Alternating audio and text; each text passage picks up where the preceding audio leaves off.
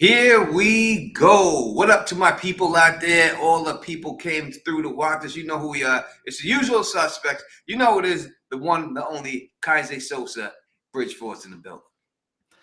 What's happening, dude? So today we're talking about George R. R. Martin. We're going all the way back to the books. When's a winner, right? Yes, all the way back. We got some George R. R. Martin news. Phil, the Issues Guy, will be joining us in a little bit. He's getting home right now, so we'll get into this. So there was some news that was dropped, and by George R. R. Martin himself. And George R. R. Martin said that he is now 400 pages left to this book. 400, 500. Is it 500 pages or 4? I think it's 4. I didn't hear about this news, but your thumbnail says 500. Well, 500 then. Okay. But let's 4 or 500. One of one or the other. But that, from what you think, that should be considered fairly close. So we're trying to figure out exactly in this thing what we think, how long it's going to take him to get through these 500 pages or whatever. We're going to go through it and everything else. And when Phil gets here, he has the audio clip. He's going to play it when he gets here and everything else. But let's say what up to some people that are out here. Phil, the Issues Guy is in the comment section, but he'll be here in a second. Our brother from another mother, Muhammad, is up in here rocking with us. Why So Curious is in the building rocking with us right now. Kelly Johnson is in here. Thank you for the super chat. It says, T, do you think George R. R. Martin will be dead before dead? Wait. What's he saying? Well, dead. What's that saying? He's mocking me. I think that the Night Queen was actually a human named Danny Flynn. I don't think she was a White Walker. All right. What's up, Kelly? We'll go through that there. We'll go through a bunch of theories tonight. Thank you for the super chat. For everyone rocking with us and everything else. Man, man, Big K is up in the building with us rocking right now. Who else is in here? We got a bunch of people in. Tony Sled is in the building rocking with us right now. So we got a bunch of people in here. And I seen before, I did see my homegirl, the one, the only Queen Straight, is in the building rocking with us too. So what up to everybody out here rocking with us? As we see, we got the live chat. It's on the stream, everything else. So are you getting it set? Now, when you hear these words, 400 pages, does it make you excited like this thing's about to drop? No, not really. So because the books, what is the book going to be? It's probably going to be anywhere from 1,000 to 1,400 pages, I would guess. I would think so, yeah. So it's like 500 pages left is a lot left for George R. R. Martin. Someone like my favorite author, Brandon Sanderson. Actually, shout out to George R. R. Martin, but my favorite author, Brandon Sanderson, he writes a lot. Like 500 pages wouldn't be that much. I mean, he writes well over 500 pages every year, publishes. But yeah, for George R. R. Martin, 500 pages. Like, when was the last book? Dance of the Dragons. Was that like 2010 maybe? Yeah. I mean, it's like 17 years or something like that. That's what I'm saying. That book's been released like 30 years since he's put that book. Usually it was like a 7-year thing going down, right? That's what it was, 7 years between books and stuff. And this is like the longest it's ever been before. I think 7 years was the longest. Yeah, so it's been 11 years so far. And let's say he has 500 pages left of a 1,200 page book. I think it's probably going to be a 1,400 page book. But let's say it's a 1,200 page book. That means he's written 700 of 1,200 over 11 years, which would mean at that pace, we've got another, 5 or 6 years. Let's try to break it down a little bit. Let me see. So from what I've been able to ascertain, looking things up and everything else, and I'm going to go off of 400 pages. We're going to say 400 because that's 4 to 500. So we'll go low side. Just for it to be. Now, usually a manuscript page for a novel is 500 words a page. Okay. So if he has 400 pages and there's 500 words on every page, that means he has 200,000 words to write. Yep. All right. So if he has 200,000 words to write, and they say that most people do 1,000 words a day, right? That's most. Now, if he did 1,000 words every day, 7 days a week for 30 days, that would be 30,000 words a month. If he did 30,000 words a month, that would break down to roughly 6.5 months before he was done with this book. If he worked at it every day in those, so that would be 6.5 months of him writing to get this book down from what I could see. All right. So 6.5 months. If that's the case, that's the closest we've been. And that's writing 1,000 words every day. Now, listen, he may be a guy who writes 5,000 words in one day that doesn't write for the rest of the week. You don't know. That's why we can only judge him going by every day. If it was every day and he did 30,000 words a month, it would still be 6 months. And you got to understand after that, you have to ask yourself, is this the first draft of this book? When he writes these words, usually the first draft doesn't get published. Usually it's the second to third draft really that gets published. So if he does this and he puts those 6 months in, they get him, is it going to be, if he has to rewrite that because the editor's not doing, he's got to rewrite stuff, it could be another 6 months on top of that just to get that rewriting done and everything. Yeah, I'm excited to see the video clip because this is new to me. I'm excited to see a video clip when Phil gets on. The only thing I've heard about George R. R. Martin and the Winds of Winter in the last few years, because I live in a bubble, like, to be honest, release dates and teasers and stuff, like, I don't care about it. Actually, let me take a tangent. Brandon Sanderson, my favorite author, he puts out a weekly update. Like, I'm 49% done or I'm 52% done. Like, it just annoys me. Like, no offense, I don't care. Just tell me when when the book's going to be released. That's all I care about. So it's like so I don't really search for this type of information, but I did come across at one point, like one of the HBO or the Game of Thrones YouTube channel, they had a quick interview with George R. R. Martin leading up to House of the Dragon. It was one of those videos, one of those like 6 or 7 videos they did along with the trailers. And in that video, he said, like, of course, people are going to ask. So he said something about the Winds of Winter. And I don't remember his exact wording, but he was very he was like, I'm working on it. Yes. And he's sort of nonchalant about it. The idea, the takeaway I got from just his very vague wording at that time, which is only a few months ago, was that it's still going to be at least 2 or 3 more years. Like, I didn't get the impression that it's coming anytime soon. Yeah, I don't, even if it takes him 6 months just to write this from the word count, that's what it seems like it would take him, no less than 6 months. It's still, I said, it still would be the first draft of it. But, and I'd never heard of anyone publishing the first draft ever. Yeah, plus just the word count doesn't, like, that's the word count that you use. That's not necessarily his word count. Like we said, if he's done 11 years, so let's say it's going to be a 1,200 page book and he's got 400 left. So he's done 2/3 of it. So if he's done 2/3 over 11 years, that means that we've got 5.5 years to go at the same pace.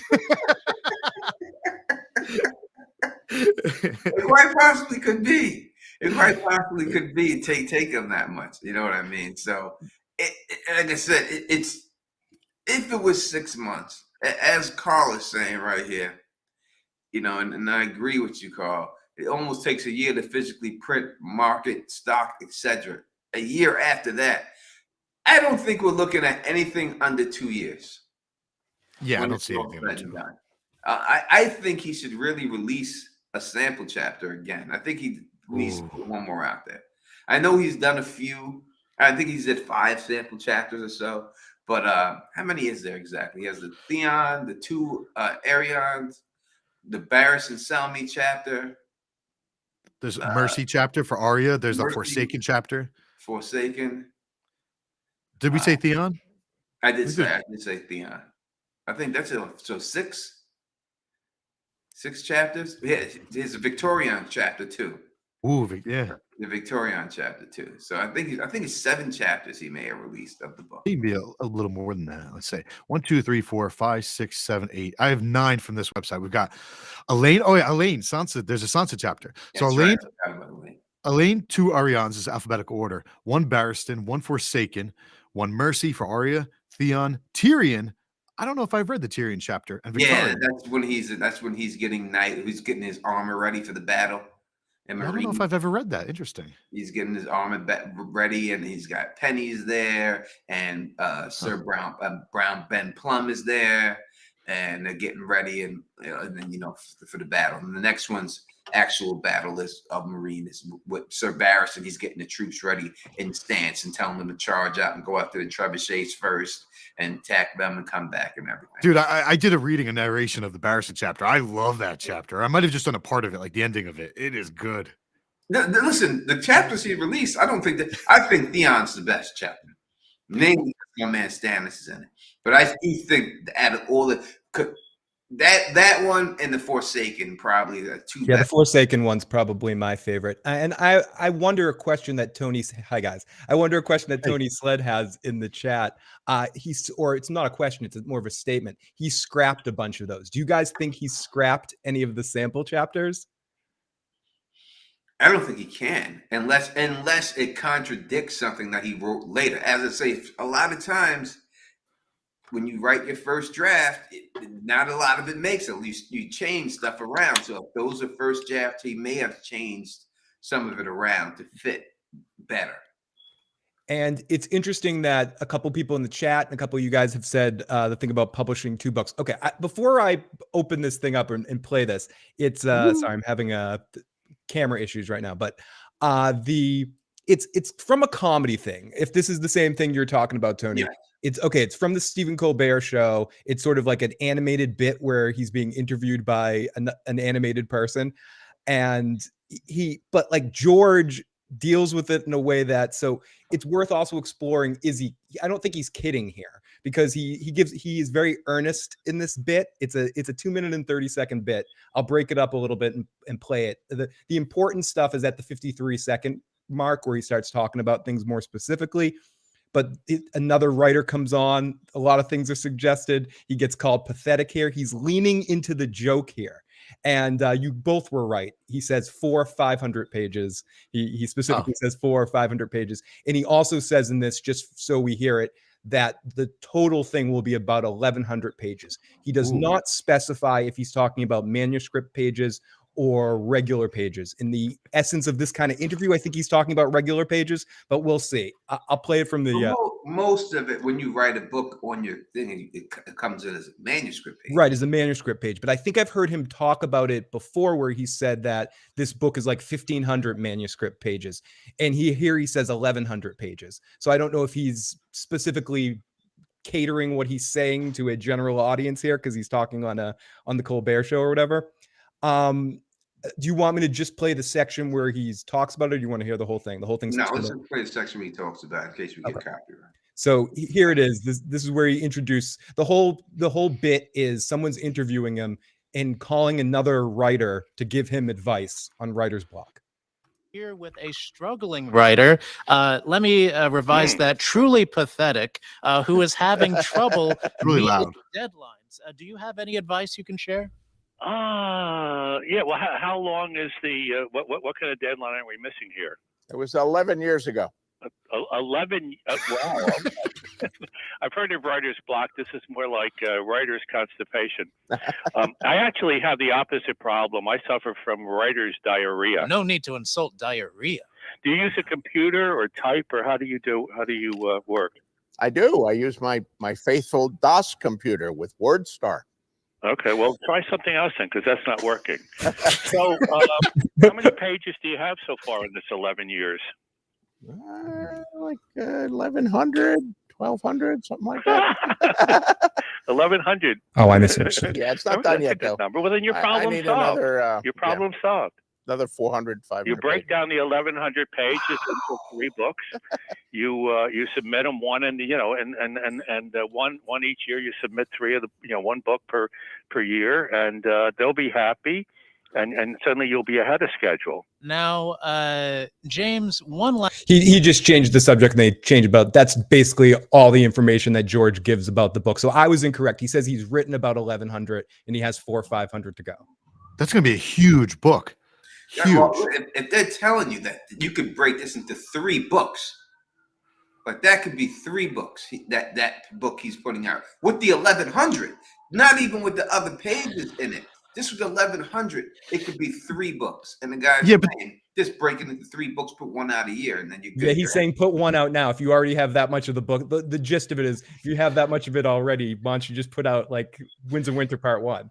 No, I mean, someone in the chat was saying that's James Patterson. Was that who was talking? An author?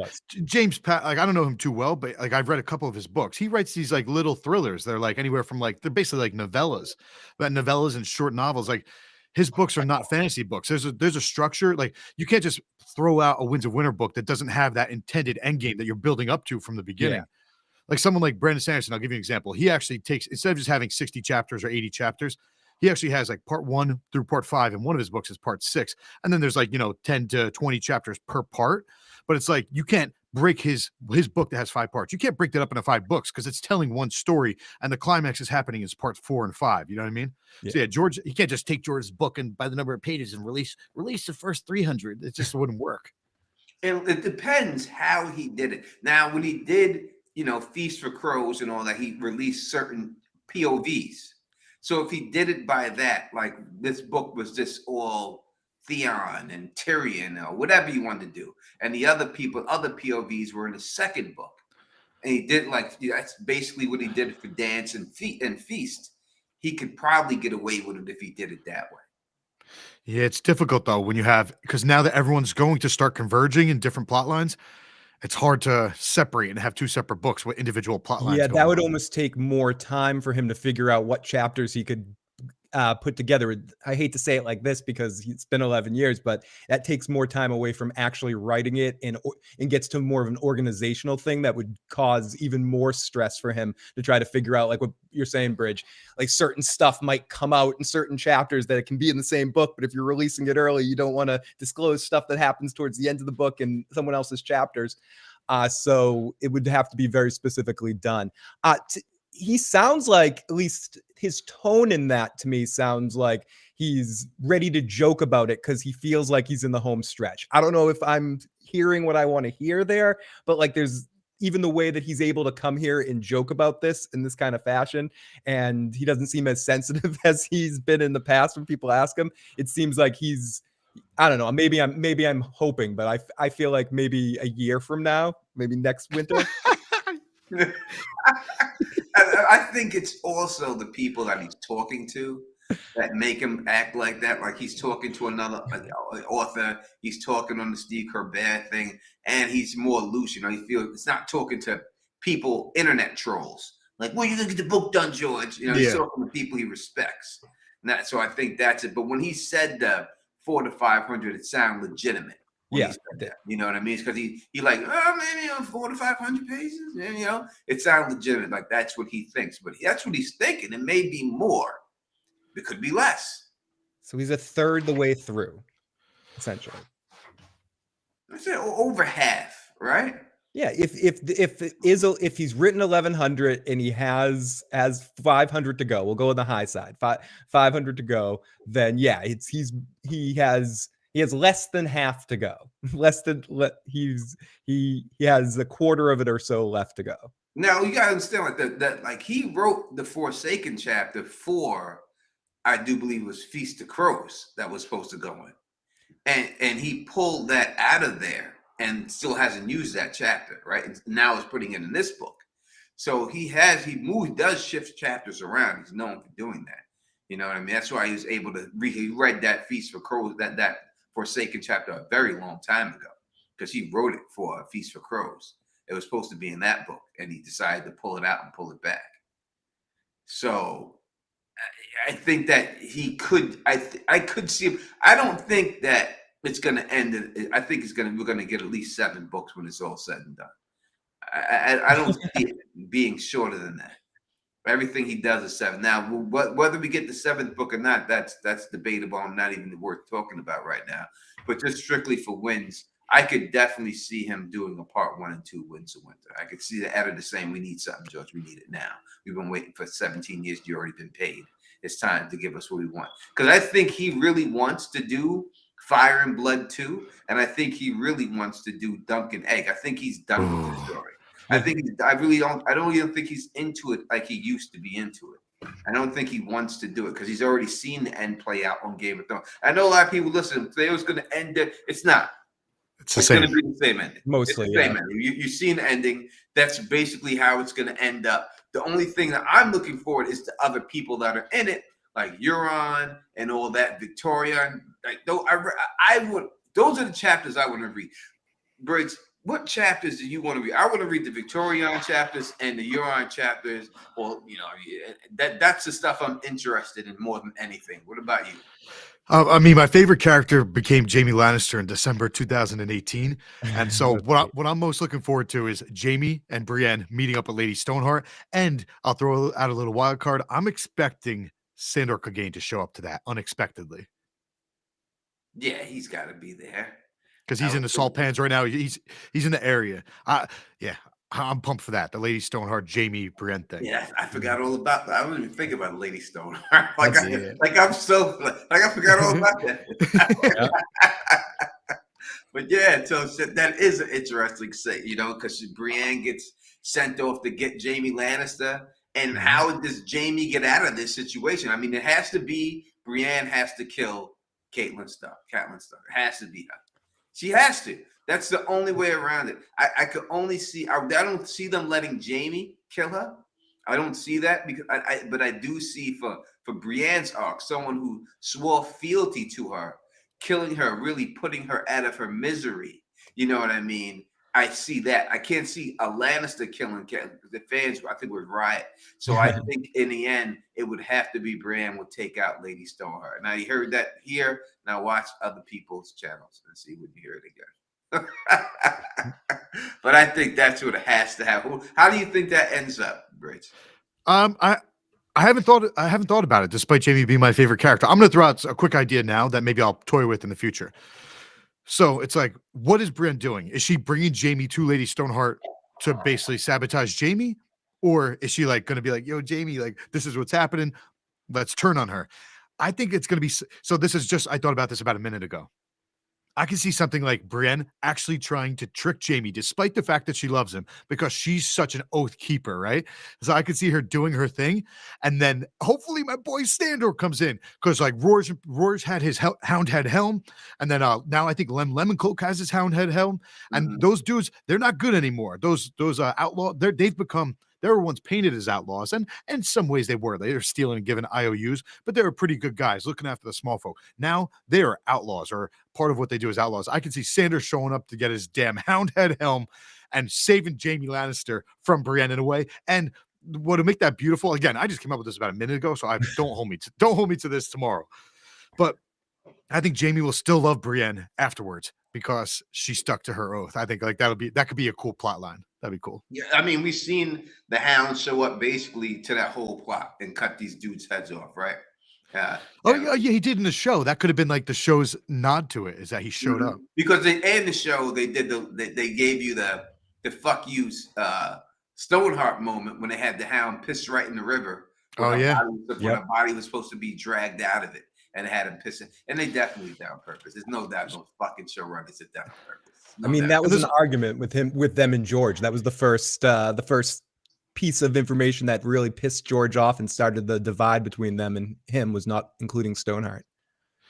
So real quick, I just want to throw out some tinfoil. I'll be quick since people probably aren't going to like this, but I think one of the last things Brienne said when she saw some guy with like a long tongue sticking out of him, that was Gendry shoving a sword through one of their heads, like a biter's head or something like that, right?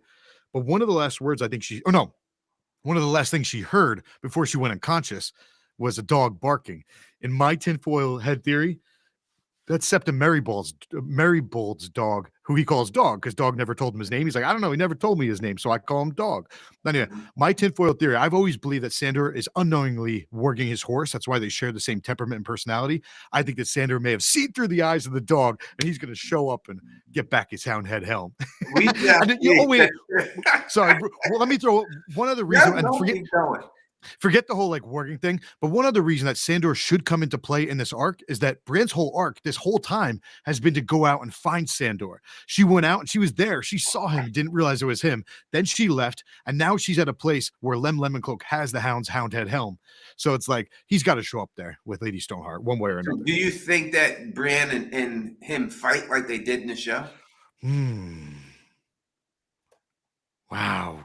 Imagine like he shows up and she attacks him because she's just like, she thinks he's evil. Oh man. Well, he's looking for earlier, right? So, and everything else. I mean, she kicked the shit out of him in the show. I mean, she beat the hell out of him. There's no doubt about it.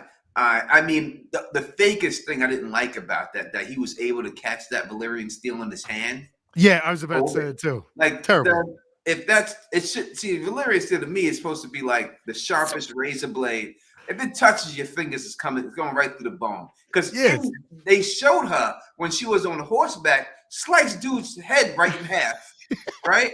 And she didn't even swing it that hard. She sliced his head in half.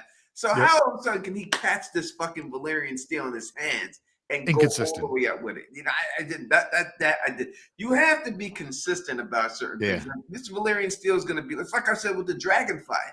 You should not be able to stop, drop, and roll when you get lit with dragonfire. It should be like getting hit with a flamethrower. Like it's sticking to you. There's no getting this off of you. You're dead. It's just ashes. You know what I mean? You shouldn't be able to do you pat them out and shit like that. And there's none of that stuff. You hit with dragonfire. So that I did.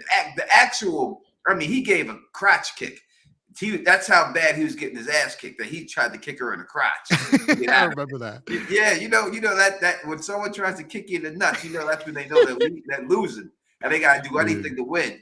And that's like the last thing. And that's what he did to her. He tried to kick her. He kicked her right in the crotch and to try to get out of it. And then she beat his ass with a rock and left him for dead. She's like, She knocked him off the hip, like off a mountain, and he fell down. Yeah. And then that's when Arya finds him there and stole his money and left him. And they talk shit about Sansa to try to get him to kill her. He won't. And then somewhere Ian McShane was hiding behind a bush a mile away and grabbed him after that and brought him to help out and to heal. Ian McShane, he's a gravedigger right now in the books. Yeah, Ian McShane. And they actually had a nod to the Gravedigger when he was with Thoros and they were on their mission with that. And they went back to that house where like the father and the daughter, the farmers, where they died. He buried the farmer and the daughter. So that was a nice nod to the Gravedigger. Yeah. So when dealing with that, it's just so much. Again, I'm saying no less than 2 years. A year and a half would be my first lowest guess is a year and a half, but it's more likely 2 years out. What he's saying, it's more likely 2 years before you actually get your hands on something and can go to the store and physically buy it. Okay, what season of House of the Dragon will it be when the book comes out? Season 3? Between seasons 2 and 3? Yeah. I think about 2 years after House of Dragon ends. I want to go back. Oh, that's a long time, Bridge. I want to go back to something else we were talking about. It passed by when you were mentioning Duncan Egg. I couldn't agree more. I do think he doesn't want to get into a similar situation. He wants to make sure he finishes that before the show, and they do want to bring that show as the next show to air. So I think that's probably the thing he's most eager to finish off, because he doesn't want to run into a similar situation where someone else has to finish that story for him too. Well, it's also it's an easier story to write. First of all, let me just give a shout out. Every single one that he's written so far is awesome. Those 3 novellas are great. But you're talking about he has to understand what time period I'm settled in. But besides that, you're just doing this little journey with 2 people, and he gets to make up the story as it goes. Whereas when, like Tom was saying, when he's writing Winds of Winter, he's thinking about all the different characters and how they're going to interact, and the timing of when you'd say Tyrion's chapter versus Barristan's chapter and the order of them. Yeah, A Knight of the Seven Kingdoms is much easier for him to write, so he probably wants to get back to it. What's up, Bernie? Been a bit. Yeah, Beef and Bernie's in the building. It's at least 3 years. I did the math. He writes 1 page a day. When his site is down, he writes very slow. We just did the whole math here. We just put it down. And with the math we looked at, it looks like 6 months till he's done writing. If he wrote 1,000 words a day, it would be 6 months if he did 1,000 words a day. But isn't he doing doesn't he have obligations for some TV show or something coming out? Well, he has a TV show he's producing. This Black Lady wrote that should be on HBO. That's that. But I don't know about anything else. He also wrote that video game. He created the lore of Elden Ring. He didn't write the whole thing, but he did create a lot of the lore. And he's probably at the Video Game Awards last night. I didn't watch them, but I assume he was there. I heard that game was awesome. Was that game really good? It's good. It's a fun game. The best game ever or something like that? I wouldn't call it the best game ever, but it was the game of the year. It's a good game. You know what I mean? It's very Breath of the Wild, Zelda-like mixed with demons. I've never played many games. I played GoldenEye, Zelda, and Witcher 3. So these people don't want to hear this. But is it like Witcher 3? It's a Witcher 3 type Zelda-ish. Yeah, Witcher 3 is open world RPG or something. Yes. But hard as hell. I'm actually playing it right. Or I played it when it came up, and they just released some free downloadable content. So I just started playing it again this week. It's hard as hell. That fucking It is. It's So can't you like I don't know, I don't game, so like I got a PS4. That was my first system ever. So whenever I play games, I play them on the easiest game. I just want to know the story. This is one of those games that specifically doesn't have an easy mode. It's known for its difficulty. I mean, I'm like level 100 right now, and I still get one shot death killed by everything. Everything. Yeah, but it looks amazing. And to the point, George helped them a lot with the lore, and you can feel his energy to the world. And I've heard him talk about it. He did spend a good amount of time with it, but it was a while ago. He said he did this a long time ago. It was in that stretch where he probably didn't work on Winds of Winter when he should have. So it was he worked that lore years and years ago. All right. So why is it curious that why can't I become a member? You can become a member. All you should it should be on my main page. Just go to Teflon TV, and when you go to the main page, it should say become a member, join, right? That's how it shows. So it should be there. You just have to go to the main page, Teflon TV, and then it says join and become a member. And it should be on mobile. It should be on mobile YouTube as well. It should be there. So yeah, that's how you do it. So if you're having problems, please let me know. That's the way it should be a join thing right there for you to do it and everything else. And if you want to become a member, then you get access to all of the great emojis. You get the Bridge 4 emoji. You get the Phil the Issues Guy emoji, the Don Tony Teflon emoji, the MR emoji, and the whole Direwolf City crew emoji and everything else. People are asking what we're drinking right now. I'm about to switch to Miller Lite, but I'm drinking Rolling Rock. Bridge 4, what are you drinking? The only beer I drink right now. I actually haven't drank since our last stream. Cape May. I went out and got this an hour ago. Ooh. Cape May. What is it? Cape May. It's like a Belgian wheat beer style beer. That's all I drink. Phil, what do you got? Vodka? Vodka. Yeah, vodka as usual. Jesus. He's a vodka man. Vodka, like smooth, like no Bond, calories in vodka. That's no carbs in vodka. Yeah, but do you enjoy that? Yeah, I especially enjoy that. I like beer. I enjoy it. I have a good time drinking it. Even if I have one or two beers, the next day I feel a weird sort of like heavy hangover. Vodka, I can get, like the other night with Tony, Wednesday night, I got drunker than I've been in a long time. I woke up the next morning, I'm exercising, I'm doing my thing. I just, for me, I keep it clear, keep my alcohol clear, and I'm in the clear. And maybe part of it's in my head, but it works for me. Can I tell you a quick vodka story real quick? I had my vodka days because I'm a real picky eater and stuff, and vodka's plain, right? So my college days were vodka days. My girlfriend was the like, you know, DECA in high school, the future business leaders, FBLA. There's Phi Beta Lambda in college. It's the same thing, future business leaders. So she knew like I was a pretty good student, so she just took me on their trip. She was the president of our college's Phi Beta Lambda. So she took me on the summer trip, like all paid vacation to Dallas, Texas. So one time I've gone to Dallas to basically just take business tests to score for the school, right? But we'd get slammed at night. So I was just doing like tons and tons of vodka. So I'm in a suit. We're going to the dance hall where you're meeting up with all these other colleges, and these nerds are all like, they're acting nerdy, you know what I mean? So I'm walking down the hallway. I decided to just bull charge like the big the poster board thing with all the events for the events for the week. It's like a 15-foot tall thing, like metal slates. I went right through it, slammed it. A cop comes up to me. He's like, "Sir, can you get up? What's your name?" And I'm gonna say the name. It's a kid from high school. I go, "Adam Gilbert." He goes, "Kevin, you're wearing a name tag."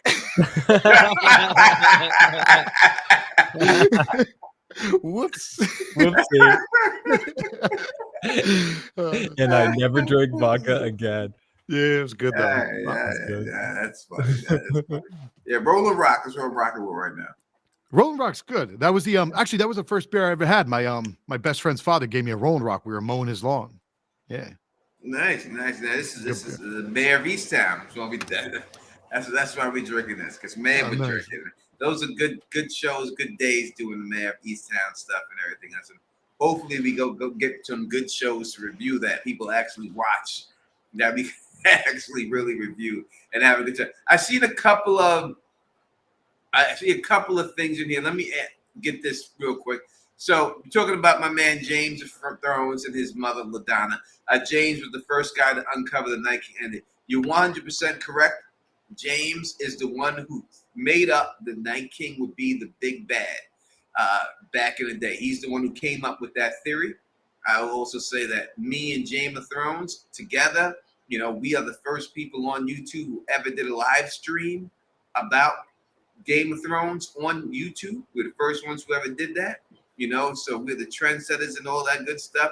But as for people asking, have I spoken to them on Facebook and stuff like that? And we still have a group chat. I have with me, James, Nicolina, T-Baby, Maester Payne, Charlie at Westeros. We still have a group chat and we still talk on the group chat still.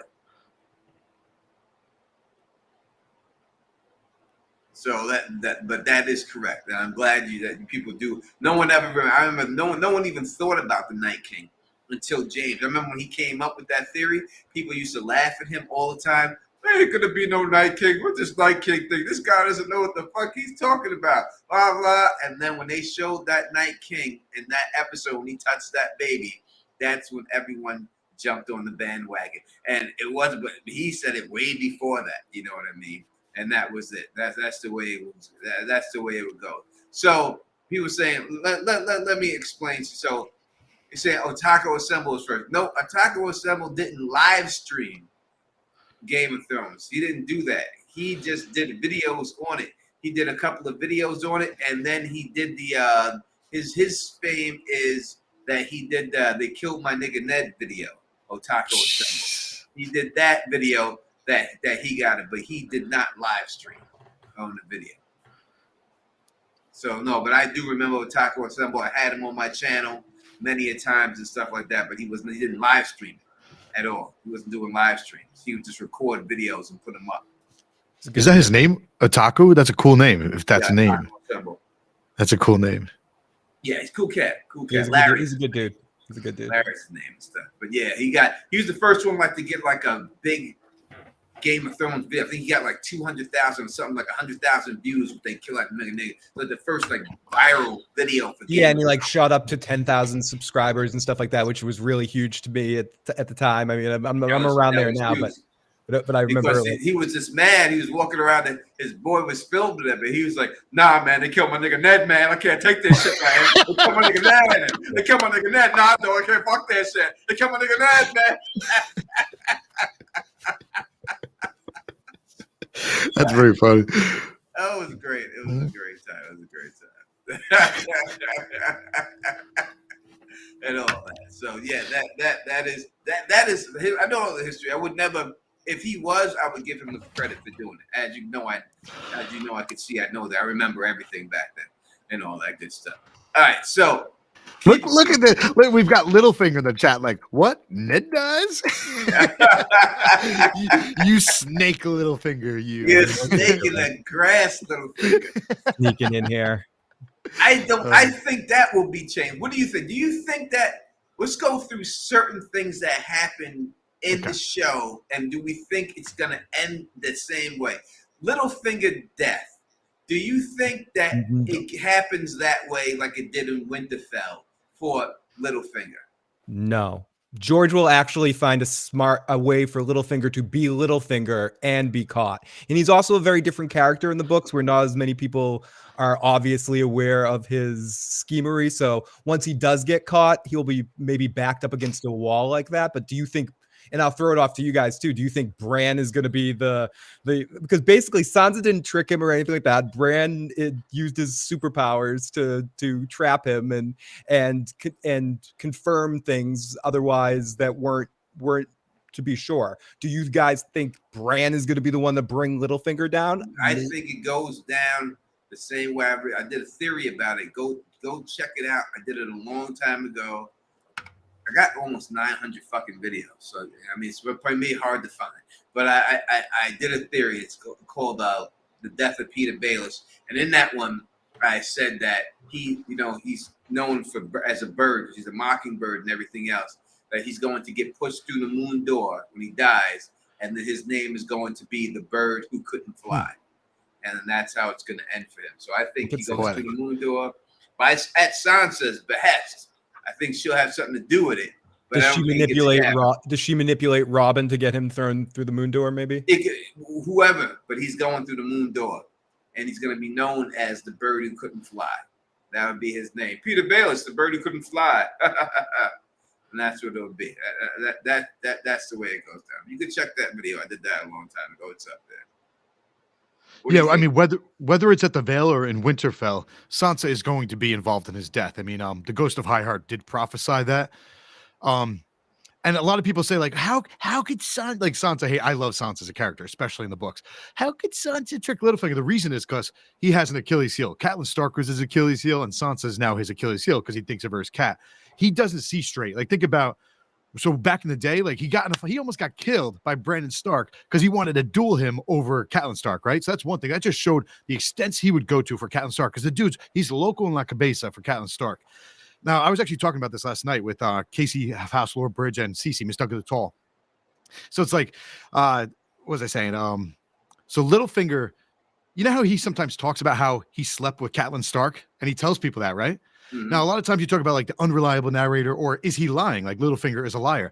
I genuinely believe that Littlefinger thinks that he slept with Catelyn Stark because he was just he was really, really drunk, and then like he went to her, she turned him down. He ended up sleeping with her sister Liza. But I think in his head to this day he thinks that he slept with Catelyn. Like he's nuts. I believe that he did too. I believe because when you get drunk in certain situations, he thinks it was him because listen, it was dark in the room. He was drunk. You know what I mean? It wasn't like, you got to think about the time. This is not like they got fucking clapper. And the lights are coming on. These are candles. And most likely the candles was out. Yeah. You know what I mean? She comes in there. They're sisters. So obviously they got similarities. Yep. And he's drunk. He probably thinks it was Catelyn. But the whole thing it was her sister with the good pussy. It was her. Because if you think that was Catelyn's pussy, that got you all this way. She put the wop on you. It was her sister that got the good pussy. Yeah. And you should be happy to get the sister. You know what I mean? You don't know what Catelyn is old. Because I can't see Catelyn being that good goddamn bad. So, that's the way I would think it. He should want to be with the sister. And also you gotta understand that they had to change that whole storyline with Sansa, right? They gave Sansa the rape scene with Ramsay Bolton. So they had to have him, which was stupid, which was a contradictory for the show, that you had her come down there in the black dress like she was ready to take shit over, and then all of a sudden she gets manipulated and ran through by Ramsay Bolton just like that. That's not going to happen because we know that she doesn't get raped by him. That's fake Arya who gets It's already happened, yeah. Jane. Right, so you don't have to. So all that. They had to do all that over there, so that's why I don't think we see that whole Winterfell situation go down that same exact way, because they already changed it up. Real quick, I haven't read these chapters in a little bit, so it's not fresh in my mind. But yeah, earlier when you were talking about like what are you most excited for, that's actually one of the plots I'm most excited for. I just didn't want to speak to it. I'll speak to it a little bit now. So very high level. Again, don't hold me to this even tomorrow, but so you have this tourney that's about to happen to choose the champions for Robb and Aaron over at the Vale. I feel like Sansa's going to start making moves. Actually, yeah, Sansa's chapter is a really good one too, in the pre-released Winds of Winter chapter. But I feel like she is going to use because you've got the heir Harry, but then you've also got Lynn Corbray. I feel like she's going to use Lynn Corbray maybe to kill Harry, something like that. Like Sansa's about to start stepping up her game and finally make a move. You think that Harry may rape Sansa? No, I don't. I hope not. I mean, George is sick in the head. Like to me, I'm like, I don't want to see that, but George could do it. No, I don't see that happening. I think this is going to be her sort of coming out party book where she's alpha all the way. Because Harry's got to die. Because if he really had a major part to play, he would have been in the show, right? So regardless, that's a good point. I hadn't thought of it that way. Yeah, this whole thing. He's got to get taken out.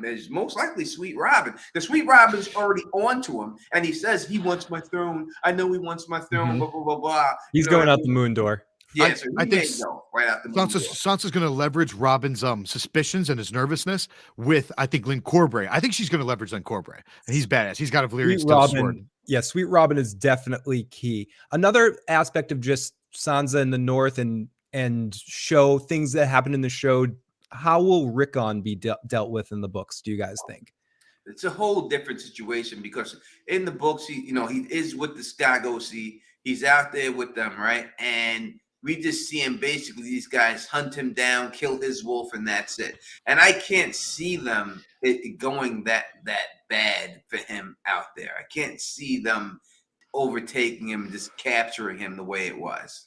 What was the last time we heard? I think Davos went out looking for him. Yeah, I could be mistaken, right? Davos is But that doesn't necessarily mean that he's going to find him. I could see, the thing is, I could see something similar happening with Rickon, simply because I never heard this term before, but apparently a shaggy dog, like what happens to Rickon in Game of Thrones, is a shaggy dog in film and literature. Let me look up that definition. I had never heard that term. Shaggy dog means that's a story that leads nowhere.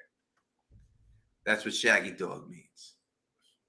Yeah, so it's typically one that is amusing only because it is absurdly inconsequential or pointless. Oh my god! Poor Rickon. Poor Rickon. So I could see that. Excuse my language. But the fact that Davos is going to be the one to find him, means it's going to be something different. But we don't know if Davos is going to find him. We just know he went out looking for him. You went looking for him, so I mean that's what Davos is. I mean he's going to have to find him. Yeah. What else There's is no Davos? other way. There's no other way for it to go down, because Mandalay sends him off to find him, and then after that, Mandalay makes his way to Winterfell, and then he gets sliced in the throat, right, and almost gets killed. You know what I mean? While he's there and stuff, and then that's when Roose sends them out to go find Stannis at the tower. So does Davos get back with Rickon with Stannis, or does Stannis, well, we can talk about that if you want real quick. How does the Stannis situation end? We've seen how it ended in the show. Yeah, that's another one.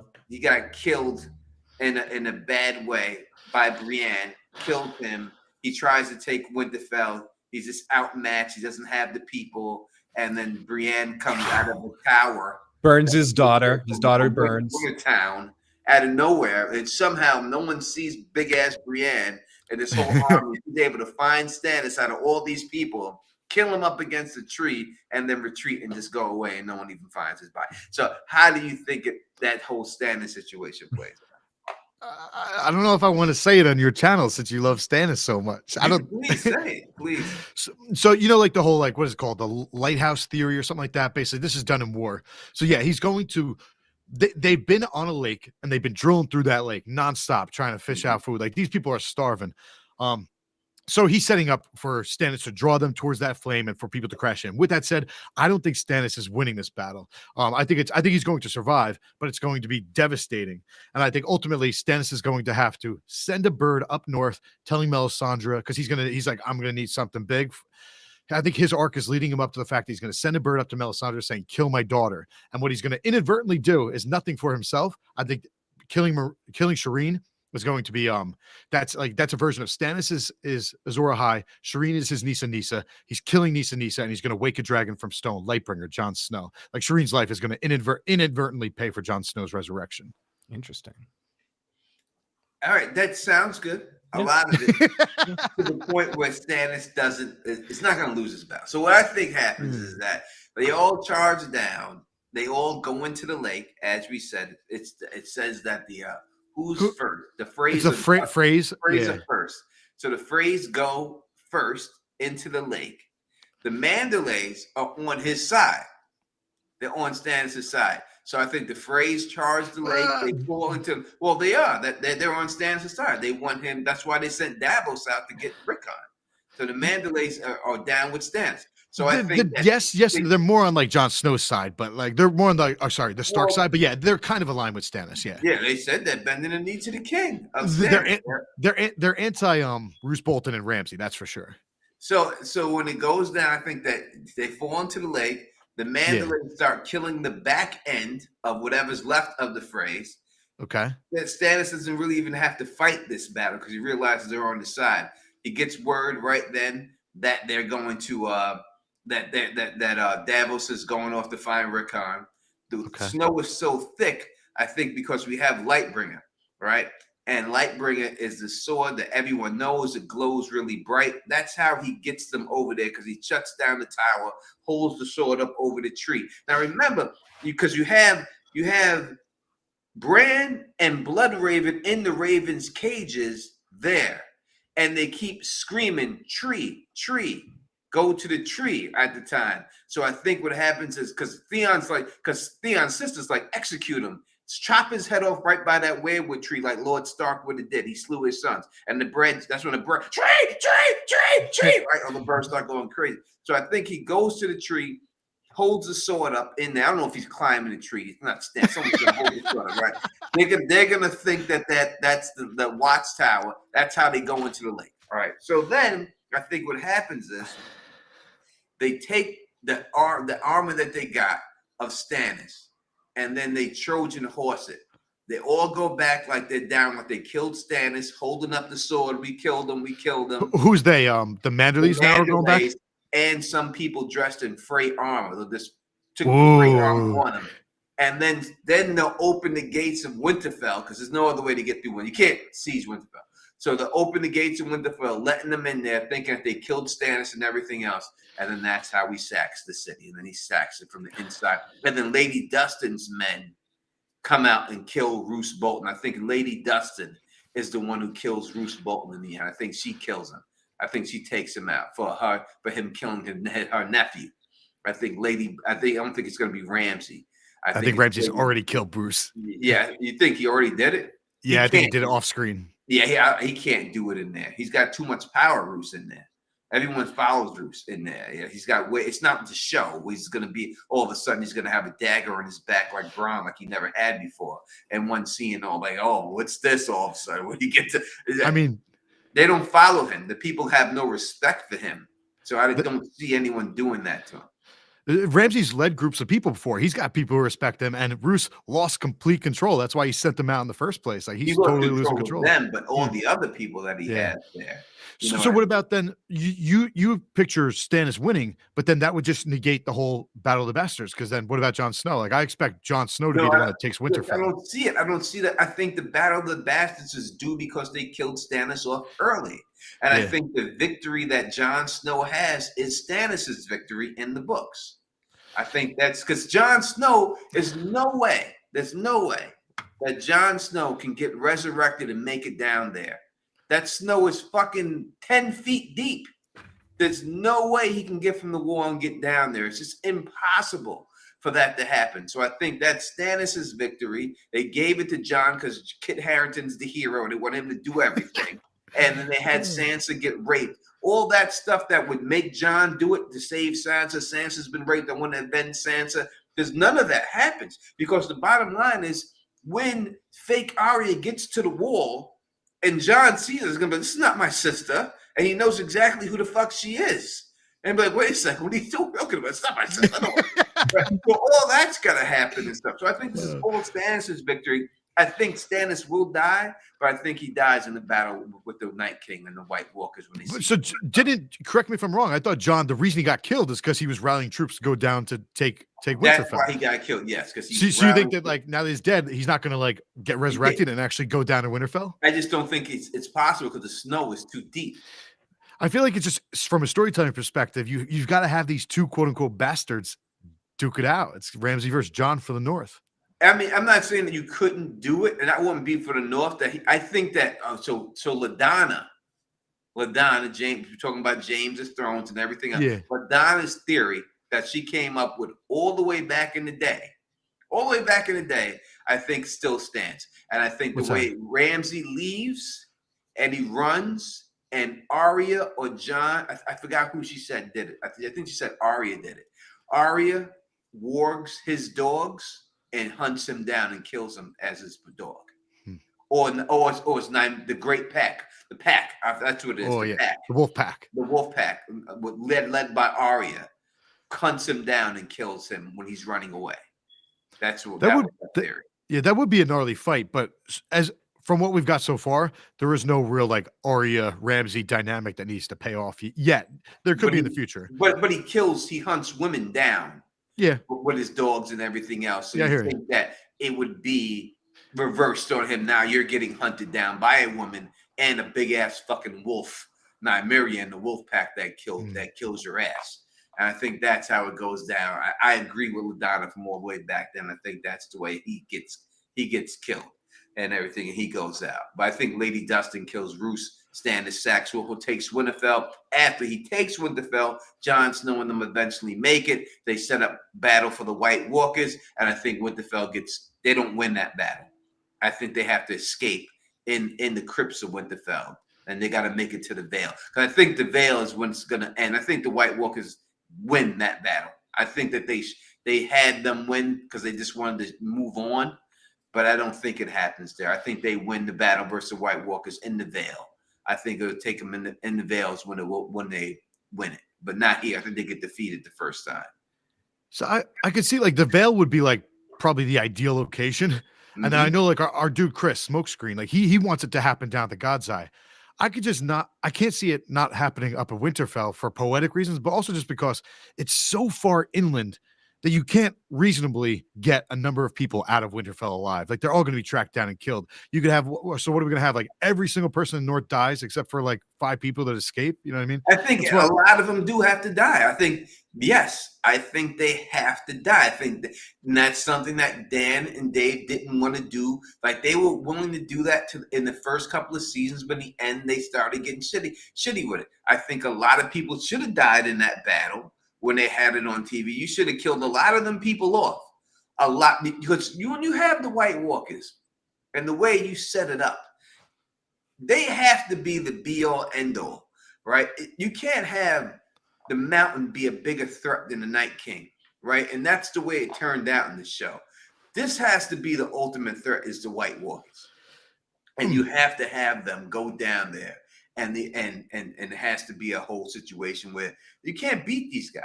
Like it has to look unbeatable. Like there's no way to win. Like that's the way. If you beat them the first time they attack, what was the threat?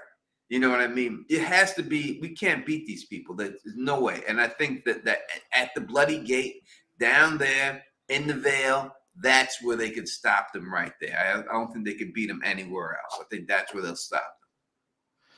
But that's like So you talk about like Dany's got an army of Dothraki, you know, she's got the Unsullied. If she made an attempt to get up there with Jon Snow and help out in that first war, like literally, Winterfell is so far inland that you can't, like, if you lose that battle, you're done. A couple people can escape on horses, you know what I mean? But basically every single person there is going to be done if you lose that fight. So it's like, if she brings her whole army up there, then it's like, are we losing the entire Dothraki and entire Sullied army? Like, I feel like it has to go down in Winterfell. Like Winterfell is where winter fell. It's funny that you mentioned Dany, because through all of this, there's just so much that has to happen in Winds. How quickly does Daenerys get over to? Does she come over to Westeros by the end of that book? I mean, is most of Daenerys in this chapter still in this book still in Essos? No, you think she leaves fairly early, Bridge? Yeah, right, Tone. Yeah, I think you have to get her out of there. I don't think there's anything left for her to do there. Exactly. Like she's out already. She's gonna come back with her dragon and wreck some shit and get the fuck out. Because now they have the ships finally to take her army west. Yeah, I mean she'll go because you could. So there's two things. So it's a different situation when you deal with these books. It's a lot more complicated than we're seeing, because you have Daenerys who's gonna set up shop in Dragonstone, right? After you have Daenerys set up shop in Dragonstone, you already have Fagon setting up shop in Storm's End, right? So Fagon has to run into Daenerys. Like somehow they got to cross paths. Do they see does Fagon take King's Landing from Cersei right off the bat? Does he take King's Landing and Daenerys go down there with him on the throne already? Is that the way it goes down? Does Fagon agree to marry Cersei in order to get the army? Does Daenerys kill Fagon? Daenerys has to kill him. I think because in the House of the Undying, it says that she, exposes the fake dragon. So I think she has to kill him. We were talking about like the things we're most looking forward to see first the show. I have to say, I do agree with that Daenerys is going to end up having a similar outcome in the books. That's one of the things I'm most looking to see, because I do think George is going to make it believable. It's going to be and I think that's going to be the way she deals with that situation is going to be another brick in the wall of heading her down that path. She's going to go full fire and blood and burn who she considers a complete fake, and she's going to destroy him. And it's not, at least I don't see it being kind. And I think it's just be another step in that direction. And I'm very much looking forward to seeing how George converts Danny's long-term heel turn, so to speak.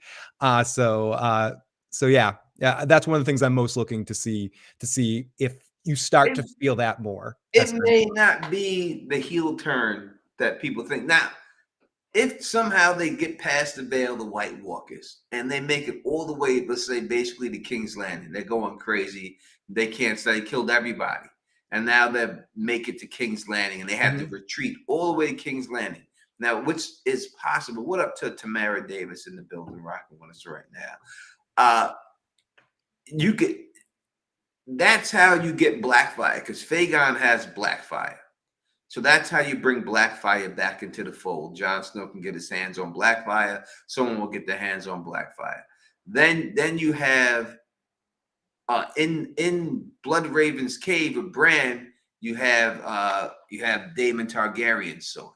Dark Sister. Dark Sister's there. So Arya somehow has got to get her hands on Dark Sister. Where's Widow's Wail? Widow's Wail is that with Jaime, right?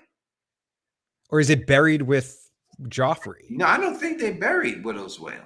No, Jaime has Widow's Wail and Brienne has Oathkeeper. Oathkeeper, yeah. Do you think that they reforge ice when this is all said and done, or is that just too poetic? No, I don't see that happening. Wait, I don't know why I just laughed. That was a snarky. It's not logical. No, I'm just saying. People want that so bad. No, that blade was too damn big. You have two swords. You made two awesome swords out of it. Just go with the two swords. If Brad takes the Iron Throne. I'm sorry, real quick. I just misspoke.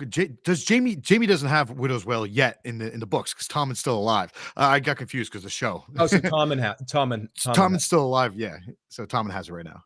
Do you think Tommen's death is the same? Yeah, I mean, because there's so many.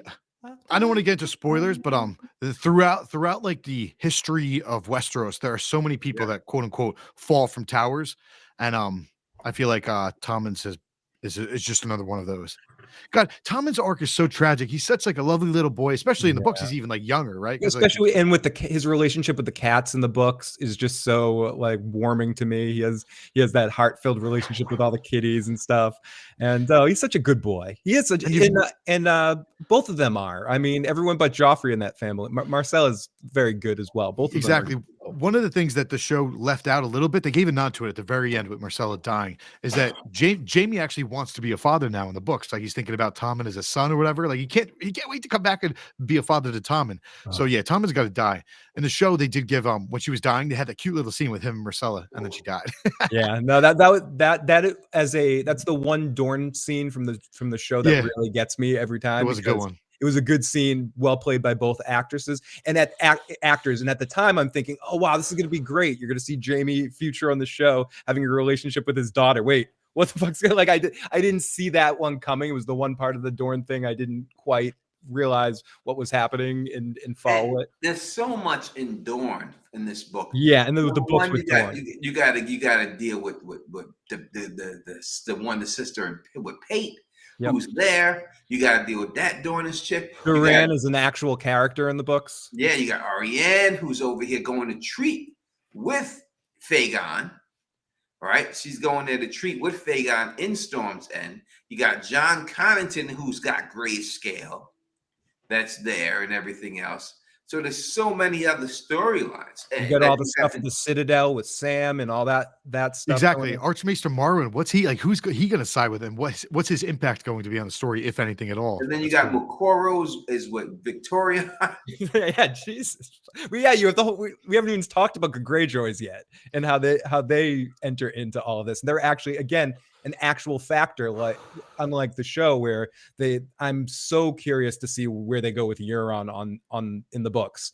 He's so formidable and dangerous seeming. He's gonna marry Cersei in the end. I think he'll come down. See, Euron could come down and kill fucking everybody. Because I never thought about that. I could see that. Because Euron will get control of the dragon, and he may fly down on dragon back and kill Fagon. I don't see him getting a dragon, but I could definitely see him working his way, killing Fagon. Or I don't want to say Fagon. I don't believe it's Fagon. I think it's the real Aegon. But yeah, Fagon. All right, but that's the only way people would know who we're talking about. We say, yeah, I hear you. But young Griff. There's a good chance because Victorion's going to blow that horn.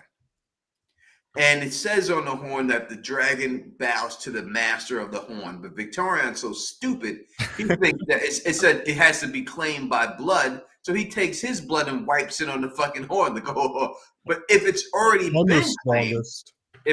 been claimed, which most likely it has, because Euron's not going to give him something that's going to work for him. He's going to blow it, and the dragon's going to fly back to who it was claimed by, which is Euron, and Euron will get the dragon in the end. And once Euron has that dragon, then I think he could wreck shop, and then he could save Cersei's ass. Like Cersei's about to be overthrown, he comes down on the dragon, saves her ass, and then sits the Iron Throne with Cersei, blah, blah, blah, and that's it. Now, I think that's how that whole thing would play out. Again, book stuff with Cersei. In the books, Tommen is still king. Does Cersei eventually become queen, you think, in the books as well? Yeah, I agree. Well, Cersei's queen.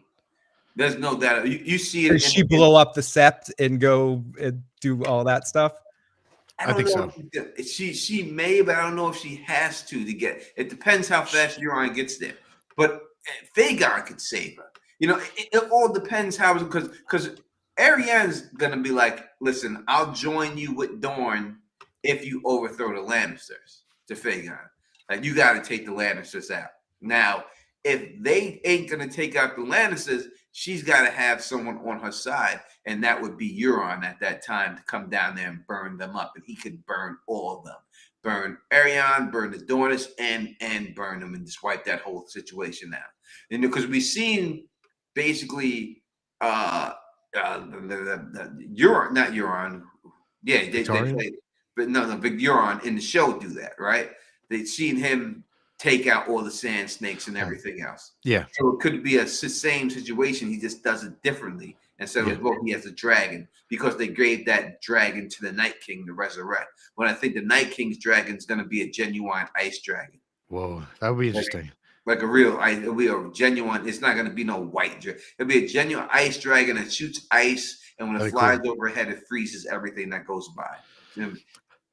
My one thing with that I'll say for this specific arc that we're talking about is that I think inevitably, I know you're different, because I think you think Victorion's going to kill Barristan, or you think Barristan's going to kill Victorion? I think that Victorion kills Barristan.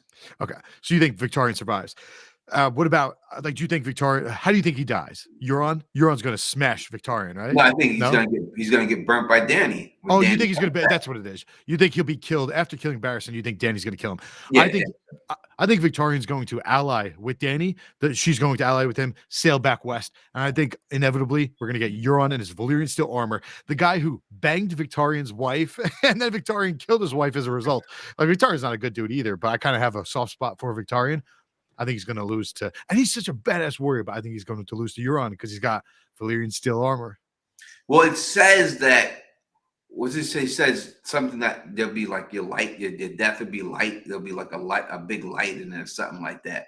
And I think that's referring to him getting burned by a dragon. Now, as I said, Euron's going to have a dragon, so it could be Euron, but I don't think he makes it that far.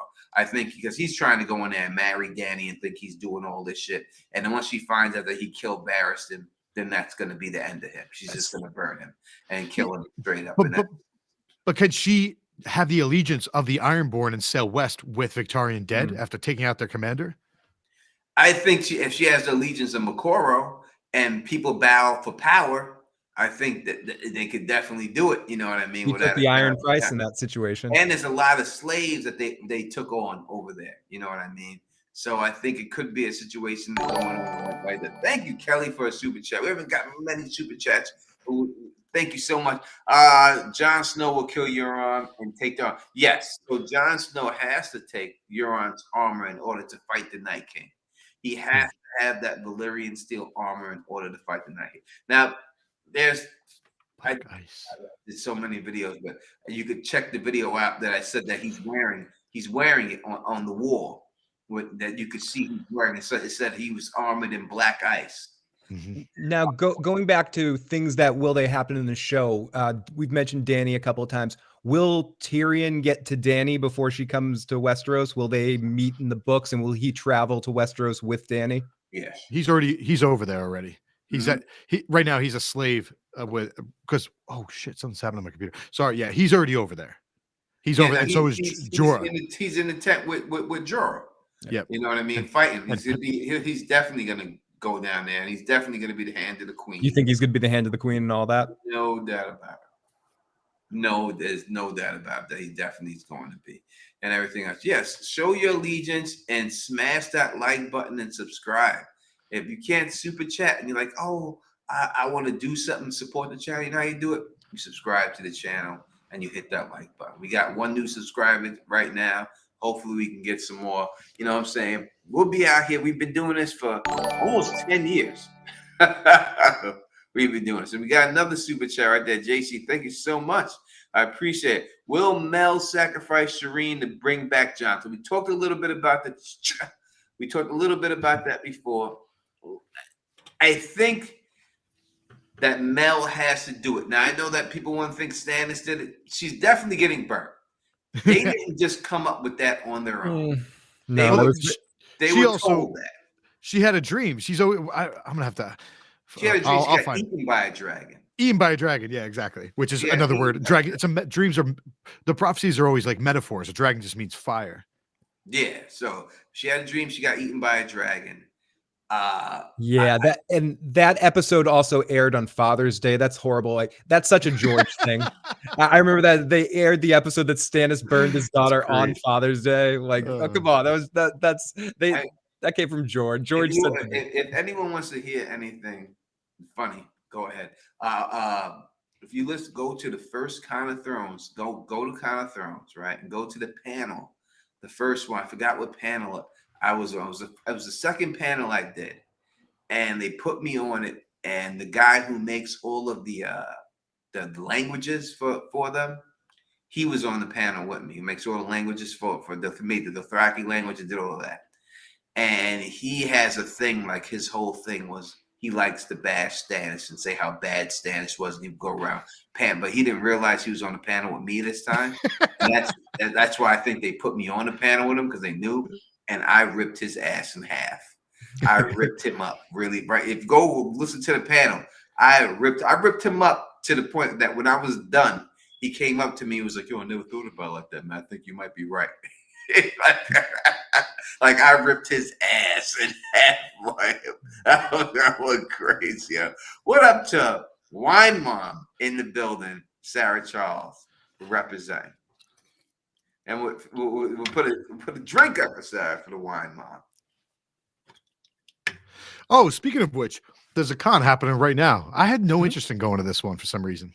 This is the one that's officially by HBO. This is their con. Yeah.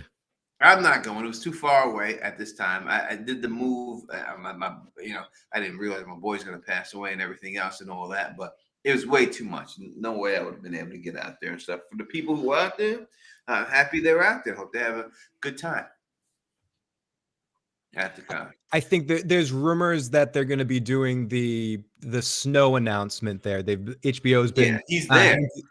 He's there. He is there, and they dropped a Jon Snow retrospective kind of video on the YouTube channel, I believe on the HBO YouTube channel, and they've been pubbing it with some advertisements saying snow is coming. There's a couple of posters that have been put up, so I think we might possibly get an official announcement in the next couple of days. This is blowing my mind. Like when these rumors first started coming out, as I always say, I live in a bubble, so I didn't even know about them until after everybody. I was like, there's no way this show's going down. This is the stupidest Dude, idea I remember ever. Tony wanted to do a podcast about it. You were like, this is not going to happen. We're not going to do a podcast about it. It's not happening.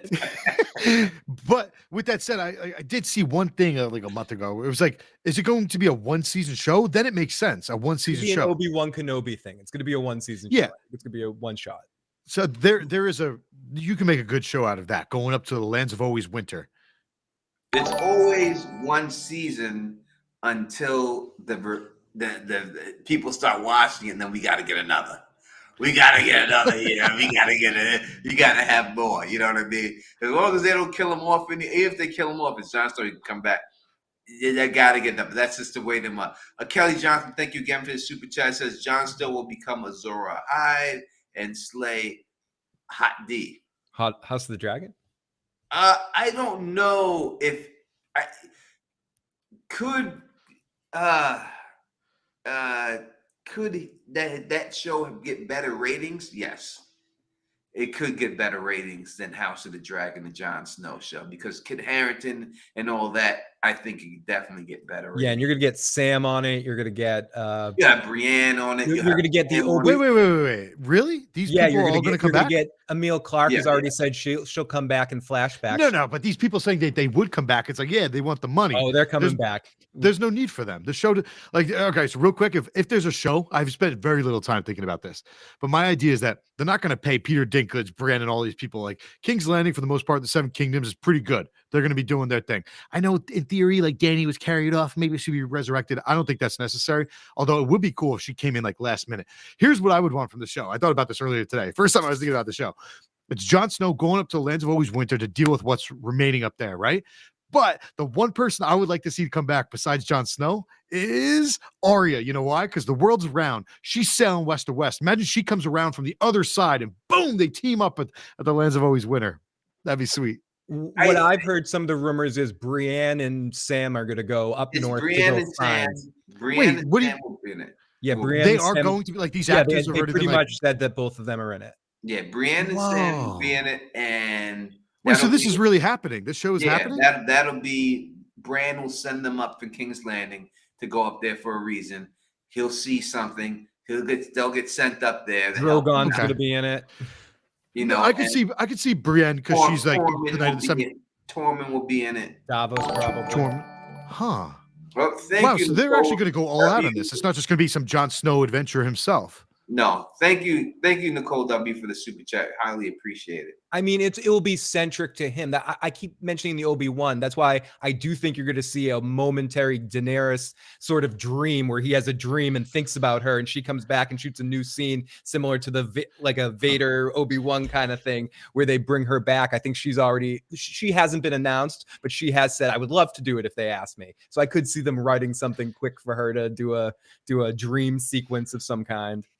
So in Bran's, I guess, third chapter, he has like a dream. He has a dream where the first time he's flying and he sees like the lands of always winter. So that's the only look we've gotten about it in the books. In the show, we have the Night King when he brings the babies up there. So that's got to be what this is about, dealing, because there's magic up there. You know what I mean? Like, think about this wall. You've got this huge ass wall that just doesn't make sense. It defies physics. Like, ultimately, this whole wall has to come down. Yeah, I don't think the wall is real. I don't think it really has power. Thank you, Kelly Johnson, for the $2 super chat. It says it's happening, Bridge, and it will slay House of the Dragon. I think what's going to happen, and the reason why they're going to have to go up north, is going to be Drogon. Drogon's causing problems. Bran says, I'm looking for Drogon, and they send him up because Jon's the only person on Earth that could possibly, besides him jumping in the dragon's mind, but could actually maybe calm Drogon down. He didn't burn him after he killed Dany, so obviously he has respect for Jon, and they need him to try to deal with Drogon. I'm just making this up. Again, I haven't put thought into this, Bridge. Don't hold me to this tomorrow. I'm just making this up right now. I'm about to be a dick. Ready? So you think a dragon, when dragons are known to gravitate towards volcanic areas, that a dragon's going to be like, hey, let me go hang out. It's not up north. They're going up there to get him, to go bring him somewhere to deal with the dragon. They're going to hunt for Jon. Oh, they're going up north to get Jon, and the story might not take place in the north? I don't think it might. Maybe they're going to take Jon south. So, let's go to Essos and find a dragon. Yay! Exactly. No, I think they've got to be dealing with the lands of always winter. They've got to end this problem for good. That's got to be what it's about. The Night King come back. The Night Not King. that I can come back, but there's other people up there. There's a whole community of Super chat. Luna, she says the success of Jon Snow depends on the writing. Otherwise, Oh, it could be bad. It could be really bad. it has Kit Harington in it, and it's a story that Kit Harington and his people came up with. Oh, Like, they created the story? They met with George R. R. Martin. They created the story, and George R. R. Martin. They all showed up at George R. R. Martin's house one day, knocked on his door. Go, we got a story, George. Can we do this? Wow. That's how it happened. And he okayed it. He said, "This is good enough." It sounds good, yeah. Yeah, we could do this. So I guess it would be considered kind of canon when it's all said and done. I wonder how much of the future book plans that he's spoken of, that he's told people like Kit Harington and stuff like that. Like, how much do they know that we don't know, the things that we speculate about? You know what I mean? But we're gonna do a whole part. I already made the thumbnail for our whole Jon Snow announcement podcast that we're gonna do here. So we'll talk about more of that later. Because I already had the I was about to show you, pull it up and show everybody what it looks like. I didn't even realize that this is a real thing. Yeah, it's really happening. Huh. Yeah, it is. Let me see if I can pull it What year? So have they greenlit anything yet? No, there's rumors But it's again close? that the announcement might happen this weekend. HBO Yeah, it's probably gonna happen this week. They're gonna show. They're going to announce it at the Maybe at on like the final or the second to last day or something like that, like Saturday. Oh, it'd be tomorrow. They probably do Saturday or Sunday. They do it. It might be tomorrow. What they say? Today's Luna Friday, says, right? "I'm not impressed with Kit." I mean, he hasn't had the opportunity to do much work other than Game of Thrones. What I really did love him on was that HBO comedy thing he did, the tennis thing, where it was him versus Andy Samberg or something like that, where they played they were tennis rivals or something. It was a mockumentary. I thought that was the best thing he's done since Game of Thrones. Well, Grey Worm said he's not coming back. He already said he's not. He doesn't have to. He has a show now. Yeah, he won't be back. He won't be in it. It won't be him. So that's one character who definitely won't be. Okay, so he's not going to have to deal with the Unsullied. Which he should have to come back. He should come back there to kill Jon Snow. Yeah, angry. There to kill him for what he killing Dany. Nah, he's a vampire. He's all right now. He's enjoying his life as a vampire. Exactly why so curious. He's a vampire now. He's fine. Says Tony, is your heat not working? Looks like you're heading to the north. I live in the north. I live in the north, and my heat is working. It's 70 degrees, I think, in there. But no, I live in the north. I'm in upstate New York, so it's very cold up here. Go outside. Yeah. Yeah, and I mean, ultimately, you guys are right. I mean, I think basically the story is going to be the exactly what they were saying. Bran's going to get a vision of something that's not quite dead in the north, and they have to send Brienne and Sam up there to help Jon and Tormund go deal with it. And they're going to go on some adventure and deal with and finish the problem, learn more about the lands of always winter. And I do think Drogon somehow comes into the show. They're not gonna waste an opportunity to bring a dragon into it at some point. Super chat from Kelly Johnson. Thank you. Says House of the Dragon trash like the Roshar books. Great. Stormlight Archive takes place on a planet called Roshar. So Kelly's just mocking me again. What's up, Kelly? Donating money to Tony to give Bridge shit. Keep coming. You're like, Tony's freezing up there. I'm cold as fuck, man. Paying for Tony's heat to shit on Bridge. Let me super chat so I can turn my heat on. I have no heat.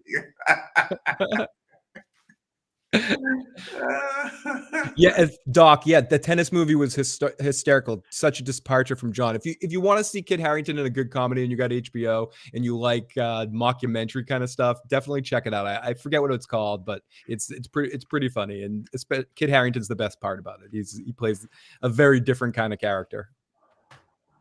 Yeah, so back to the Winds of Winter. We'll do. Sorry, I had to do it. No, we'll do a whole thing on Snow. I mean, once it's announced, we'll do a whole. If it's announced tonight, maybe we'll come back tomorrow. We'll see. We'll as I already got the thumbnail already made up, already preparing for this whole situation to happen and everything else. So, back to Winds of Winter and things that could be different in the books and everything else. How about Arya's ending? Do you think that's the end? She sails west of Westeros, or you think that she gets killed? Oh, God, I mean, if she gets stabbed like she got stabbed on the show, by the way, if she'd die in the books, then she wouldn't just survive that. I don't know about Arya. Arya is an interesting one, because I wonder how much of her story seems was most affected by the showrunners giving her TV kind of plot type stuff towards the end and giving her extra stuff to do. So I don't know. I don't think she ends up sailing west to Westeros. I don't think that's her ultimate outcome. I do think Arya. You have the rumor, the thing that says that you'll get found frozen with needle in your hands, with a needle in between your hands. So maybe she dies against the White Walkers, or maybe she dies. It could. And Scott saying here that Paris said, which is George's wife, said you can't kill Arya, but I don't know how much he has to really listen to her. But then you have. Well, that means she's dead. That means that he's going to kill her just to spite. This is what I think has to happen. When you have certain things and you've said certain things about certain people, have to fill this out. So we've heard before them say, thank you, Kelly, for the super chat. It says Snow will raise the fiery sword and save Westeros. We shall see what happens there. But it says it's showing people live second lives now. So I think that one of the Stark children has to live a second life inside of an animal. Because you've brought that up many a times with the second life, and you think you can't bring that up and that not happen. So it's good chance Arya always sees herself as a wolf, that she does get killed, but goes inside the wolf and lives her second life out inside of a wolf in Nymeria. That's where she is in the end, and doesn't make it to go see what's west of Westeros. What do you think, Bridge? I used to think that because Gendry in the show is an amalgamation of Gendry and Edric Storm, I used to think that Arya and Gendry are going to settle down in Winterfell. I no longer see that. I could see. I'm starting to buy into the show's version, like a Sansa. I know Sansa in the show is an amalgamation of Jane Poole, false Arya, and Sansa. But I'm starting to see Sansa becoming the Lady of Winterfell. Oh shit, I'm gonna have to change my headphones. I'm starting to see. Or I used to think Arya would be Winterfell with Gendry. Then you also have like Edric Storm. Now, if you think about Arya, when she's down at King's Landing, Ned Stark wanted to put them on a boat to sail them away. Arya's thought about boats like a few times. Like when she got to Salt Pan, she wanted to sail up to the north. Then she ended up sailing east. And then her wolf is named Nymeria, a woman who sailed west. I could see Arya actually traveling west of west in the books as well. Sorry, I was gonna say one other thing I forgot. But I'll come back. Yeah, but I think when you have shown many a times and talked about. Sorry, real quick before I lose my train of thought, I think you're on the same page of this. We've already seen a Stark live a second life. His name was Robb Stark, and he didn't die once; he died twice. All right, so I think it has to be. That could be the case, but I think it has to be obvious. Okay. I don't think it's going to be a hinted thing. I think it's going to be an obvious thing that if she gets killed, she goes inside the Nymeria. And then she just lives inside of Nymeria. And then that's where she's at and everything. I could see her definitely doing that. They said in the show that, who's that guy? Ed Sheeran? Ed Sheeran, yeah. The Lannister dude, the Lannister. Yeah, he said that Arya was supposed to die that season, that he was there. And that was the reason why he got casted, because that was like her send-off, and because she was a big fan to his. And they did that for her, but she was supposed to die. That's what he says. That season, that she was supposed to get taken out. Was the wolf gonna? Would Nymeria maybe have killed her? And then she. I don't buy it. So why would he just come out and just say that? Just to say it? Because he's a tool. I don't know. I don't know this dude. Because he likes the shit. I just can't. I think Arya's going to kill the Night King in the books as well. Sorry, everybody. No, that's not going to happen. It's not going to be Arya. I mean, it could be, but it won't be with that dagger. It's going to be with it would have been with Dark Sister. And they didn't put Dark Sister in the show, but you've seen how they use the dagger now. They bring it into House of the Dragon. They bring down the dagger as this big popular thing. And it has a secret code in it that when you burn it, you could see it. And all that, you know. It says right here, Luna's asking Bridge, specifically to you, can you talk about some of the minor characters like Bronn, Melisandre, Sandor, Brienne? I think we talked about a lot of them. that she's asking us to talk about. Yeah, we didn't talk about Braun out of those, but pretty much everyone else we did.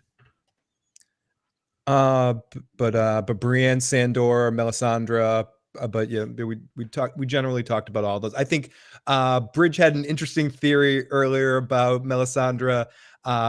Or I think we all think Melisandre is going to burn Shireen for whatever reason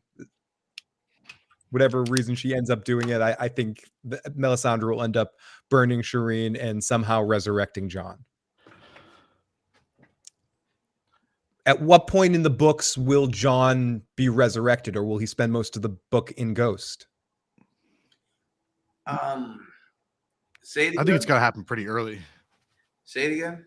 Will Jon spend most of Winds of Winter in Ghost, or will he be resurrected fairly soon? And the secondary question, will he become a POV character afterwards, or will he not be a POV character anymore? Of course he'd be POV. He is the Song of Ice and Fire. He's got to be a POV character. Yeah, I don't think it happens soon. I think he wanders around in Ghost for a while. I think the only way he gets out of Ghost is when Melisandre kills Ghost to force him out. I think that's how he gets out. I don't think he gets out on his own. I think Ghost has to die in order for Jon to get out. But I think he's going to be wandering around as Ghost, POV, for a couple of chapters. I think you're going to see him like that. I think the point of the Winds of Winter is going to lead up to the Long Night. So I think the Winds of Winter starts out with Jon getting resurrected, or excuse me, starts out with Stannis losing the war, or he's still alive, but he loses that battle, or loses a lot of his men in that battle. He throws out a Hail Mary, sending up a letter up to Melisandre to burn his daughter. That wakes up Jon, and then Jon ends up coming down. I think the climax of the book for Jon's arc is coming down and taking Winterfell from Ramsay, and that sets up the Long Night for the final book. But see, this is the whole thing, and this is the reason why I don't see it going down like that. Is because Jon doesn't realize that he's a warrior. He doesn't know how to jump from body to body, right? And we've seen from Vlad Sixkin's chapter that the first time when he was inside of the dog, the only reason he came back is because his father killed the dog.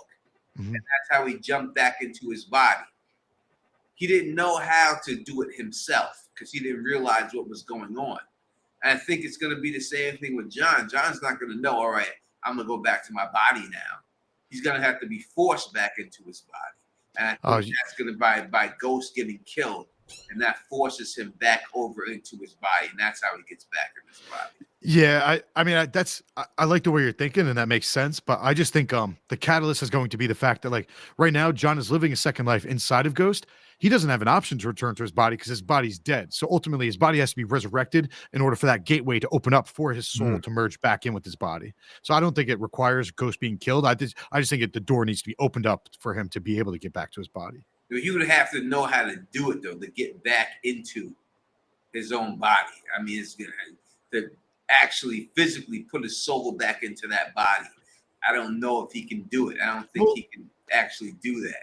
When the end of Varamir's chapter, the prologue for A Dance of Dragons, it's really trippy. So he dies, and he's just sort of like, this is how I visualize it. He's like flying through the air, like, wah!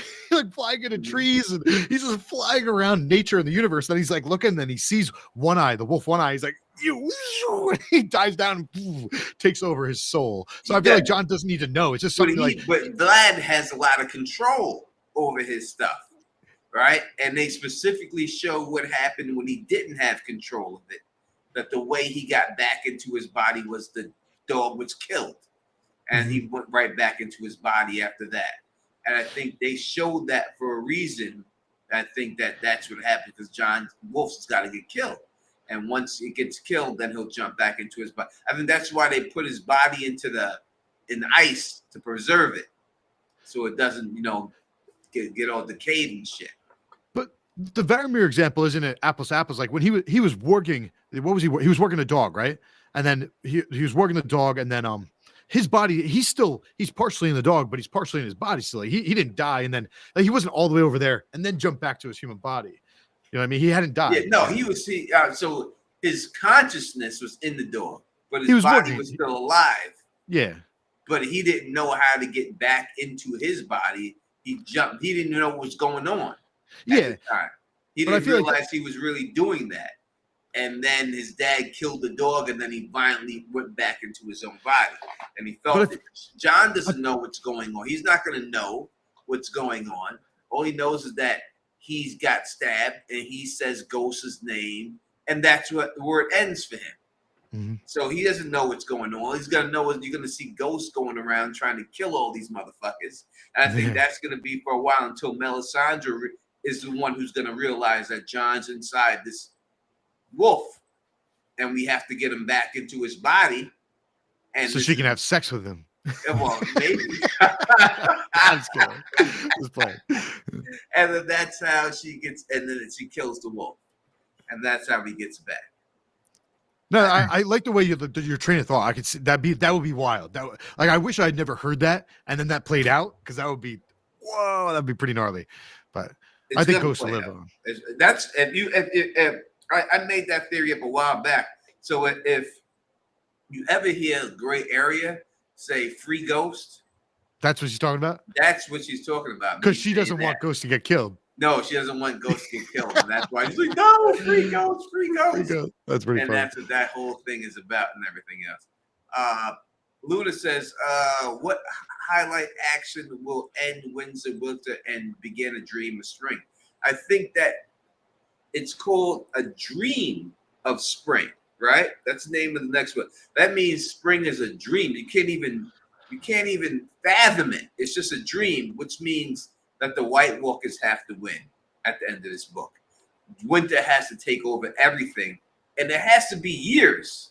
It can't be like they have to take things over for years. They can't just take it over for 5 months. It's a dream of spring. Like you're dreaming. Like spring is just a dream.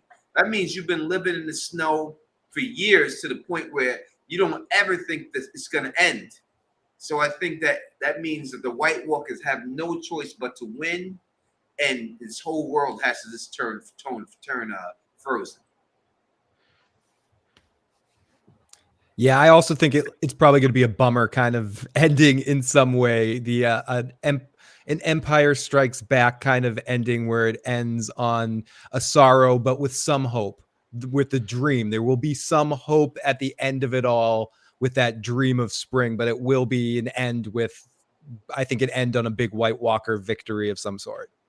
I think it's Cersei's doing her thing down in King's Landing. You've got what quote unquote Fagon. You've got Dany coming west. Jon Snow resurrected. I think he takes back Winterfell, and ultimately the major epilogue or final chapters, it's going to be Bran. You got the hold the door scene, and then you've got Bran coming south and the White Walkers coming south, potentially breaching the wall in some way, shape, or form. Yeah, the wall. And then game on for the final book. I think the wall coming down could be a big place for the book to end, and the hold the door thing. No, they have to have the fight. You have to show the fight? White Walker fight in this book. It's Winds of Winter. Oh, I don't think so. The White Walkers have to fight this fight. They have to. You can't have Dream of Spring and have them do the battle in that. You have to have them have the battle in this book. You got to have this battle. If you don't have the White Walkers do something, then it's a problem. You have hold the door. You have all the hold the door, and then because it's like so you think the final book is just going to be straight up political Seven Kingdoms type stuff? I think the White Walkers will still be alive, and you have to take them out again. You have to really you got to kill them, but I think they have to win this one. They have to win, and them just knocking down the wall is not good enough just for them winning. They have to actually beat the shit out of them. Because when it came before, like when you look at it before, they say the White Walkers, they took over kingdoms, they took over Holdfast. Mankind got their ass kicked until the last hero went and found the last children of the forest, begged for help, and then they showed them how to beat them. But if they didn't do that, they would have lost the battle. Like they done kicked everyone's ass. So I think it has to be the exact same situation that goes down, where you can't beat these guys, where they're unstoppable.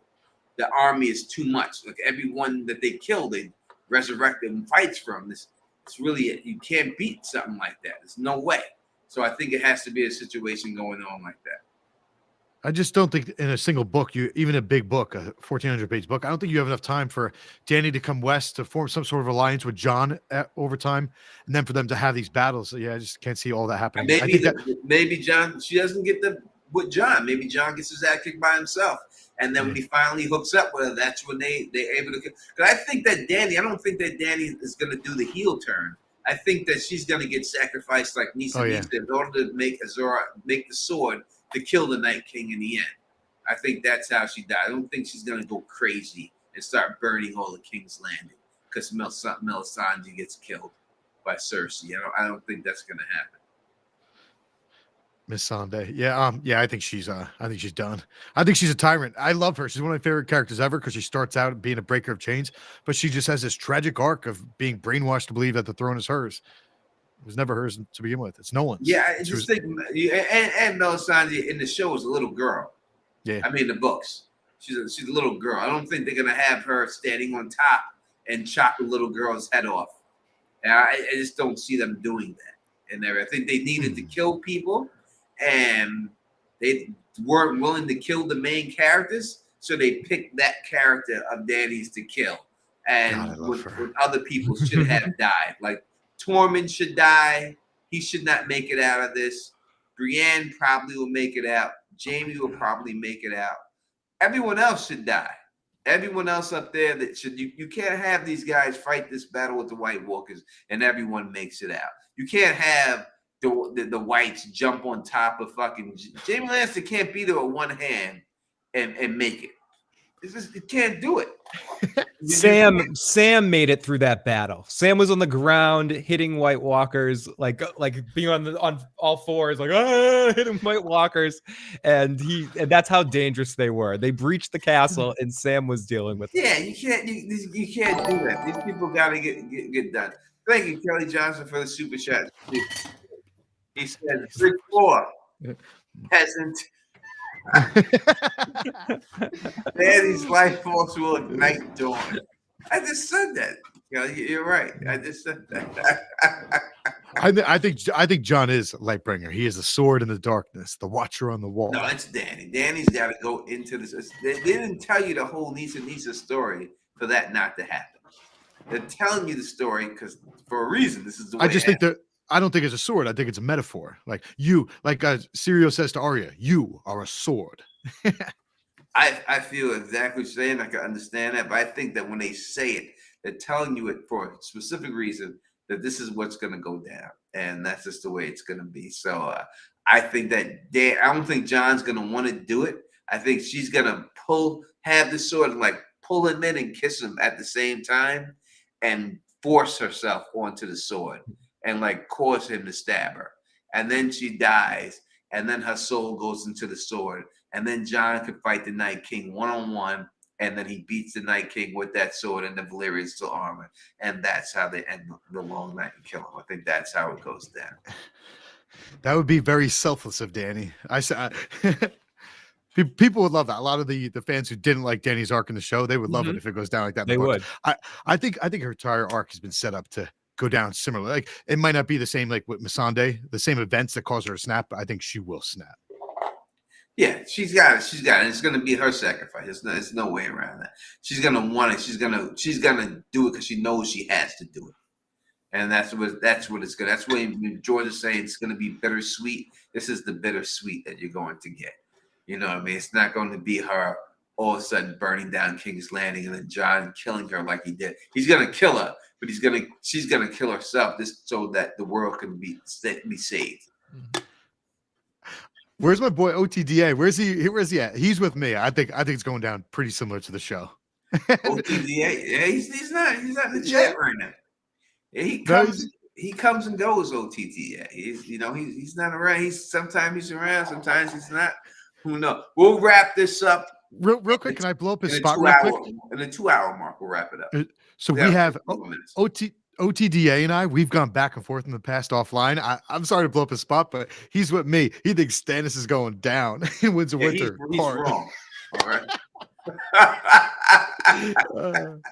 He has the right to be wrong too, and he's wrong in that situation. Stannis is gonna die, but he's gonna die saving people, trying to, trying to save people. Maybe he realizes his sword's a fake. Like he tries to fight the Night King and it doesn't burn him, the sword, because he thinks it's the right sword. And then all of a sudden it doesn't burn him. And then that's when he gets his ass kicked and he gets killed. And so during this first battle against the White Walkers, who's the Lord of like Winterfell? Do you think it's Stannis' castle at this point? I think it's not Stannis' castle, but I think it's Stannis as the king. They recognize him as the king. So he's going to lead the armies. But I think it's just going to be too much. It's not going to understand what they actually are. And so Stannis theoretically takes the castle of Winterfell, and then almost not immediately, but pretty soon after that, he just immediately gets killed by the White Walkers. And they got to make it. They got to break the wall down. Jon Snow's got to retreat from there, come all the way down. I just mean that's the ultimate. That's basically Stannis ends up dying there. Winterfell. He winds up dying there, but a lot of them escape through the crypts of Winterfell while Stannis is holding it.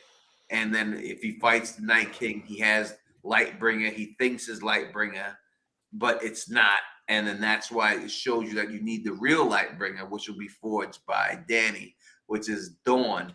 And when they put Dawn inside of Dany, that will become the real Lightbringer and stuff. And you'll see Stannis with the fake one die to the Night King. And then he will have the real one, Jon Snow, will get Dawn. And then he'll stab Dany with Dawn, and then that sword will ignite, and that'll be the real Lightbringer sword. That's why you have the sword in the morning. That's why he protects that sword. That's the whole thing, is because that is the real Lightbringer, that sword right there. John Haymaker says Stannis dies from texting and driving. Hey, Haymaker, watch yourself, buddy. Stannis would not do that. He would not be a texter and a driver. No, he's not that type of guy. Let me run to the bathroom real quick before we end this. Yo, real quick, how funny was Salador's son speaking of Davos when he was like talking about the sword? He's like, "Yo, that sword, that's not Lightbringer. That's not a burning sword. That's a burnt sword." Salador's son is hilarious. Oh, I'm gonna look at the chat. I'm turning off my. There we go. Well, look at the little thing swirling around my name. It's because I'm the one talking. Yeah, but it buzzes. It floats around your head. So I don't know about the Stannis situation, but I agree with you, Bridge, that I think they've been littering Dany's, and I'm not even going to call it a heel turn. I just think it's in her nature that she's going. I don't know if she's going to burn the innocent people in King's Landing, but I do think she's going to keep getting more and more cutthroat as time goes on and get to a quote unquote mad queen state eventually.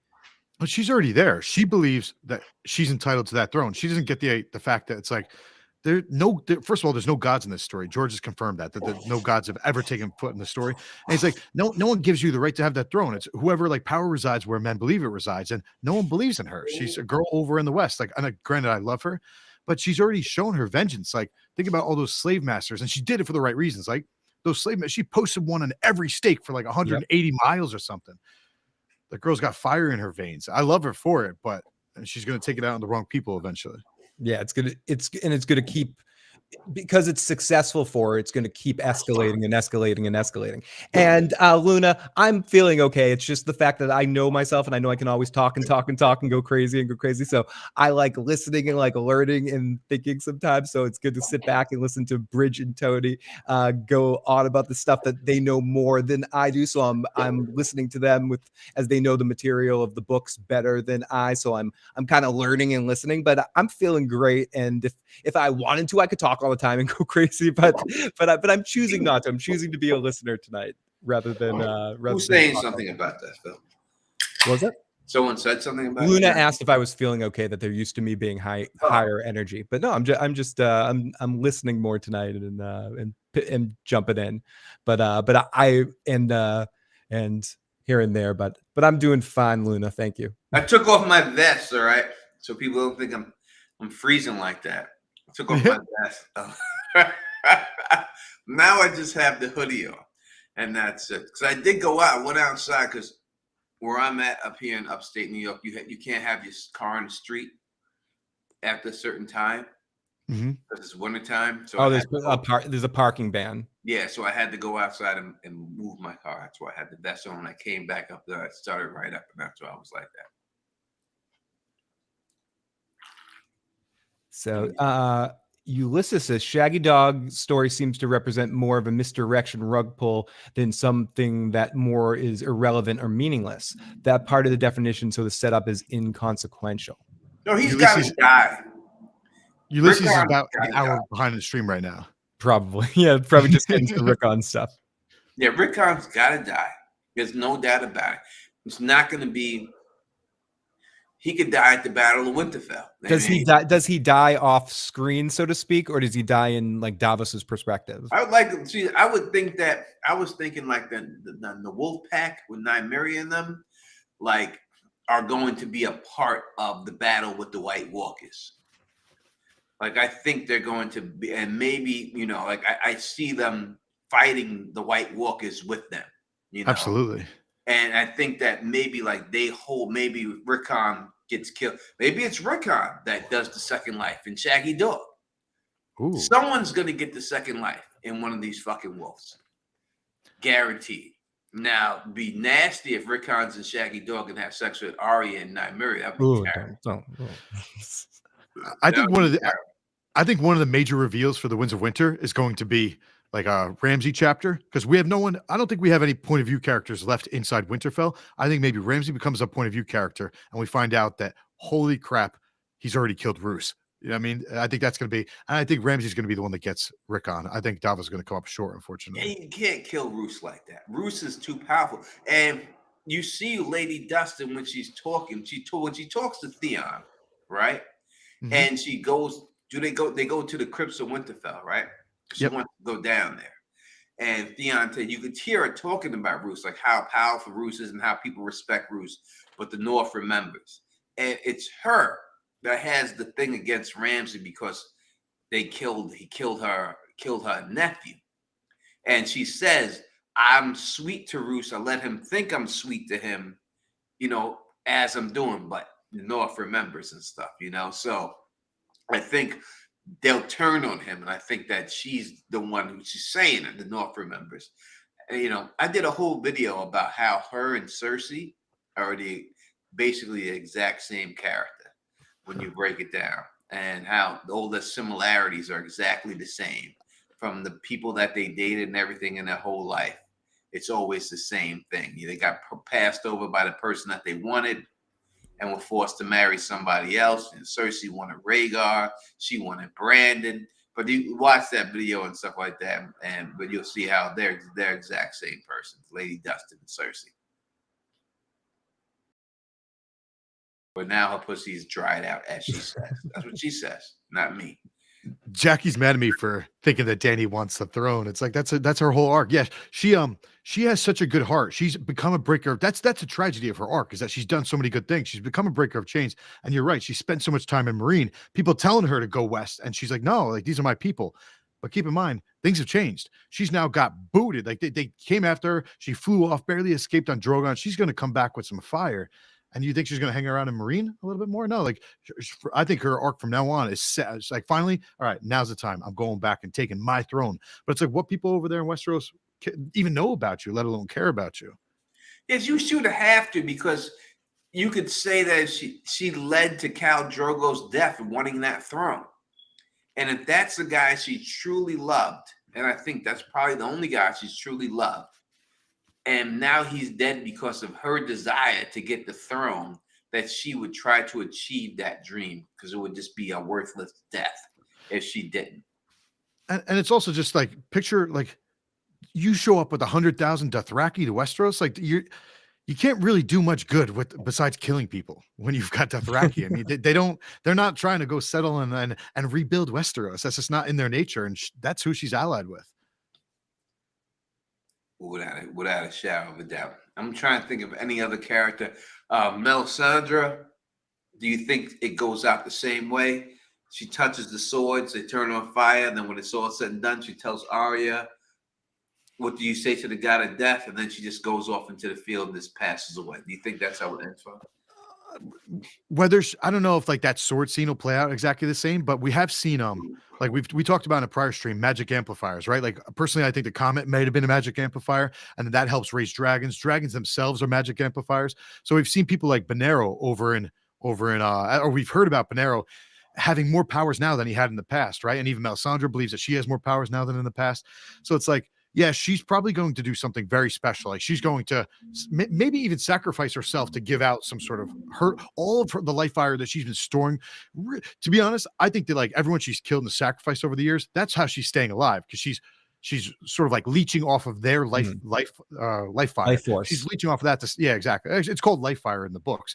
So she's leeching off that to stay alive, but maybe she can actually use that to literally give off fire. And so like the whole scene lighting up those Araks in the show, that was pretty cool. That was great. Yeah. I don't think it's them. I think it's going to be the dudes from that are in Marine that are trained to fight with the fiery hand. I think it's them that come down instead of the Dothraki. I think they come down and they get their ass kicked too. But I think that's who that's supposed to be. They didn't want to bring the fiery hand into it, so they said, let's let her light the swords of the Dothraki on fire. And which was crazy because she lit them on fire and they still all got killed quick. You know, like they didn't even survive a little bit. And why wouldn't they survive a little bit? Well, like, what was it? Was the Night King just blew cold? See, that's why I think it'd be an ice dragon, because they come with those fiery spears. The ice dragon flies over, he freezes them all, the fire's gone, and it's all said and done. And that's it. So, but I think it's the fiery hand. I don't think that it's them. I think they. The only problem with the fiery hand is that there's only 1,000 of them. So that's like how much? That's all you get. That's all you get. I mean, when you look at the Unsullied, it's not that many of them, but they're ready. When they put that shield wall up, you can't bust it. Like that was the whole thing with Dothraki, right? It wasn't that many. You know, it's like and that's what I'm thinking of when it comes down to the White Walker battle. If you fight them at the Vale, you get the 300, right? 300 Spartan situation where 300 men can hold it, because of the angle where they're fighting at. Yeah. And I think if you get on that bloody gate, that's what that is. It's that angle where it doesn't matter how many you have to funnel. No, it's definitely an advantageous situation to deal with a threat like that, for sure. So I think that's how you get them, and that's why you would beat them there at that spot. Unless they take that over too and come all the way down, I could see that going down the same exact way. But that would, to me, that's where it should end. It should end at the Vale. The Vale should be able to take them out with the Vale at that point, the bloody gate.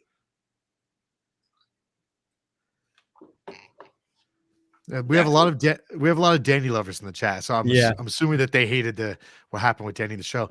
But it's the whole concept of like Tony Slay. Yeah, Tony's, and don't get me wrong, I love Dany, but I also just love, from a storytelling perspective, I love her tragic arc from being like a hero and the most noble of people to someone who just goes down the wrong road. Because think about someone like Jon Snow. He's a leader. He's a reluctant leader that people follow because of what he does. He doesn't want to be leader, whereas she's like demanding people to be the leader. It's like, do we really want someone that demands people to follow her to be the person that is the ultimate hero of the story? I don't think so.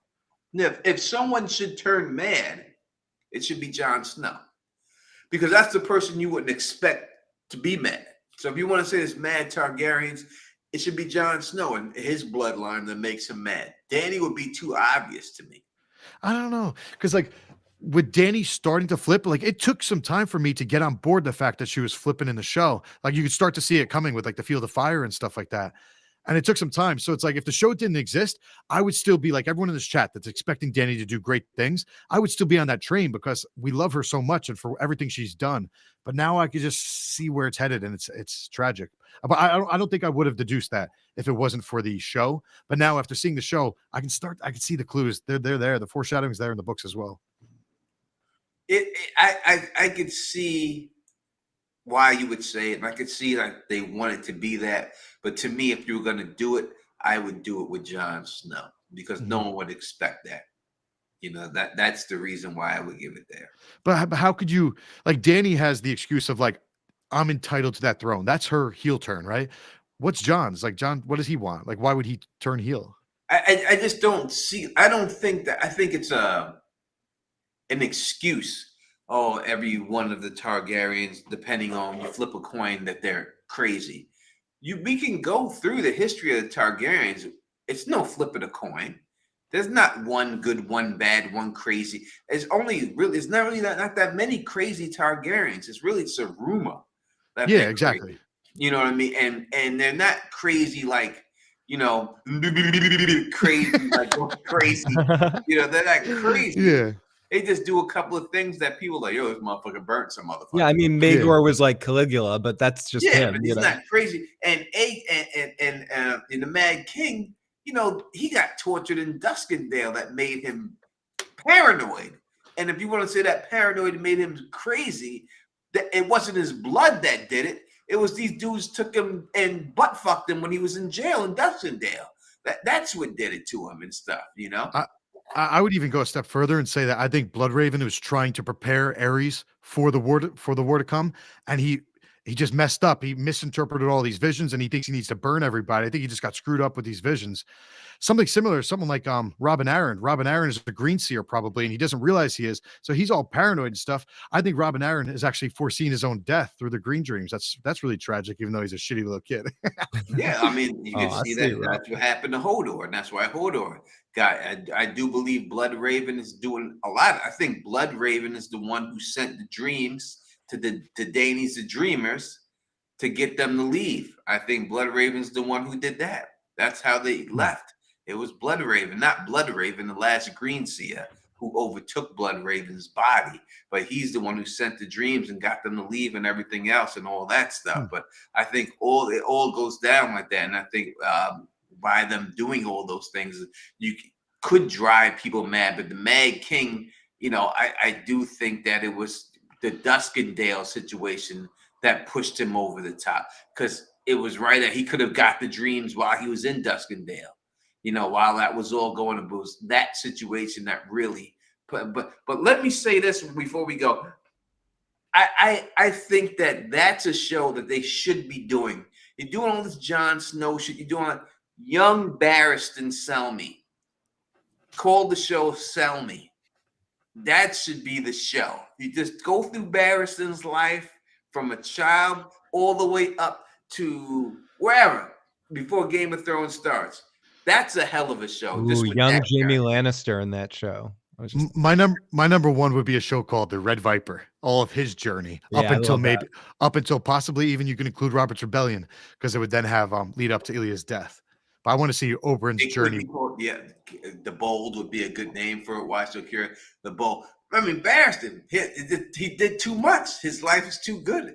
I mean, just to have him break into the castle on his own, grab up the king, escape on horseback, and all that. Have a young Tywin Lannister in there, everything. Because Tywin was ready to let the king die. He was like, you know what? I'm going to go in there, I'm going to kill the king, and I'm just going to kill everybody. I'm going to kill the king, and I'm going to kill everyone. And Barristan was like, wait, give me one shot, Tywin. Just give me one shot. Let me run up in there, see what I can do. He was like, all right, because Tywin didn't think he could do it. He was like, yeah, go ahead. Because Tywin was like, fuck it. I'll kill the king. I'm taking the throne. Everyone, it will look tragic, blah, blah. I'll get away with it, and then I'll be sitting in the Iron Throne. And that'll just be it. But somehow fucking Barristan came out with the fucking king on his fucking back.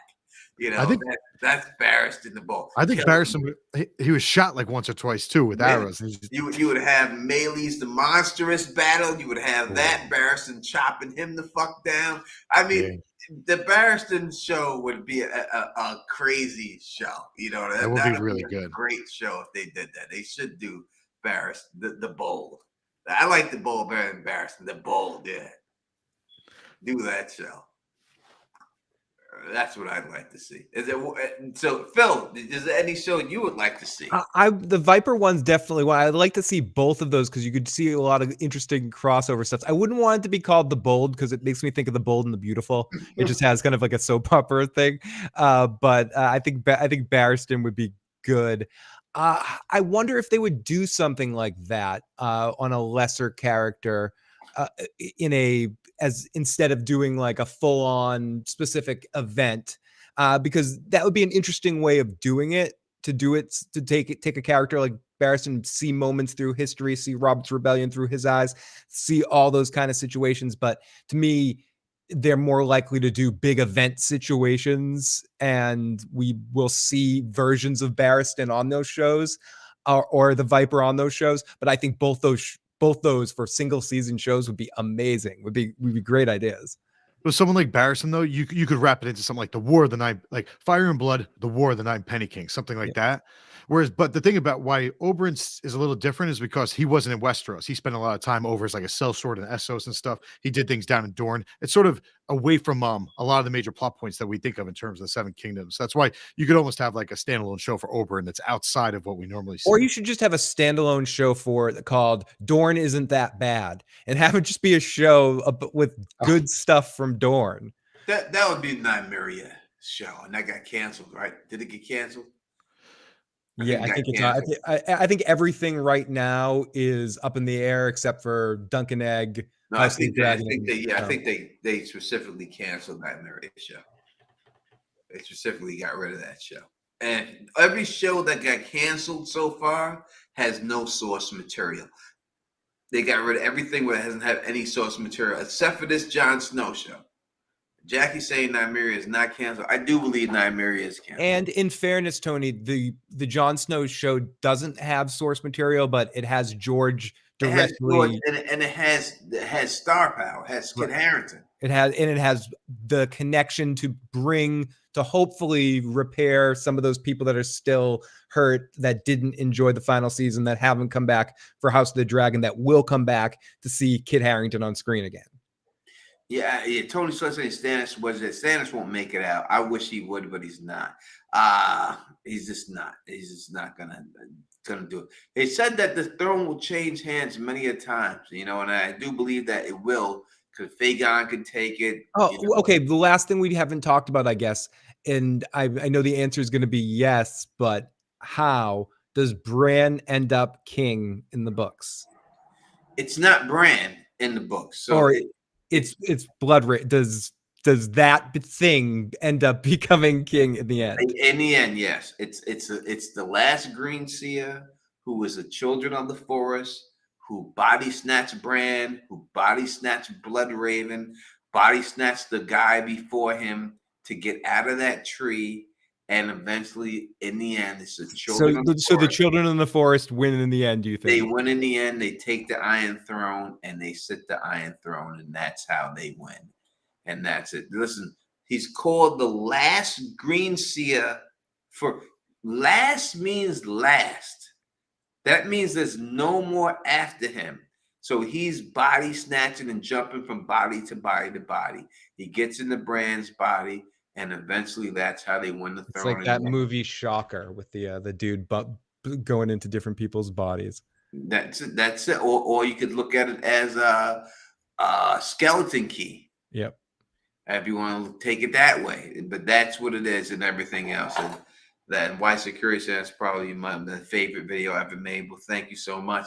But that's how it ends when it's all said and done. I think that's the way it is. I think it's going to be the children of the forest, the last Green Seer. If you want to call him Blood, you can call him whatever you want. He's all those people because he took them all. He's body snatched them all, and he's going to get there and everything else. And that's how he takes it.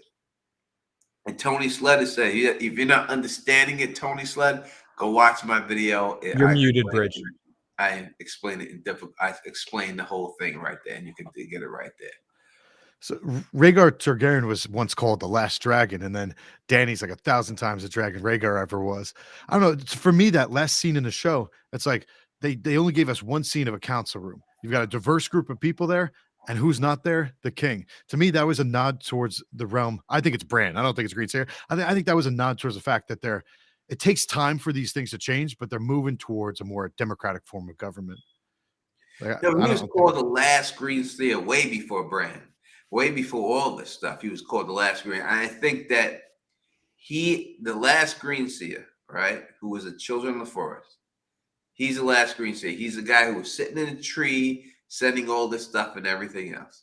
He is the one who sent the dreams to the Daenerys the Dreamer, to have her tell her father, leave, it's going to blow up. It was the children of the forest that blew up old Valyria with the hammers of water that made the 13 flames go up and kill them all, so that they can get the dragons over to Westeros so they could eventually take it over, because at that time, Harren the Black was going to the Isle of Faces and chopping down the trees to build Harrenhal. They couldn't do anything against them because you hear Leaf say, we have long lives, but we don't have numbers. So the children always played a long game. They knew they were going to be around for a long time. So all of a sudden, the only thing that could stop Harren the Black arrives at Westeros, which is Aegon the Conqueror. He burns them down. That's how the whole situation goes. You want to say it's Bloodraven? They con Bloodraven in there to get him to come up there to the wall, to leave the wall. He takes over Bloodraven. Now he has another body that leaves him a certain amount of years. This body is decayed. It's about to rot out. He needs a new body. That's when he gets Bran, brings Bran up there, because the one thing that Vlad Sixkin says specifically, and why he doesn't want to leave his body, is because he would lose his powers. So you have to find someone who has those powers so you can keep going on and having the same powers. That's why you can't just have anybody. It has to be someone who has the powers. And the people who had the power, Bloodraven had the power, and now Bran has the power. He doesn't want to lose his powers, so he's got to body snatch those people who have the powers to keep his life going. He gets Bran, he leaves, and that's how he gets out of that tree and everything else. And he switches with Bran, and Bran gets stuck in the tree and eventually withers away and dies. And then that's how that's how he's at. That's how it is. That's a short version of it for me to try to make it understand it really quick.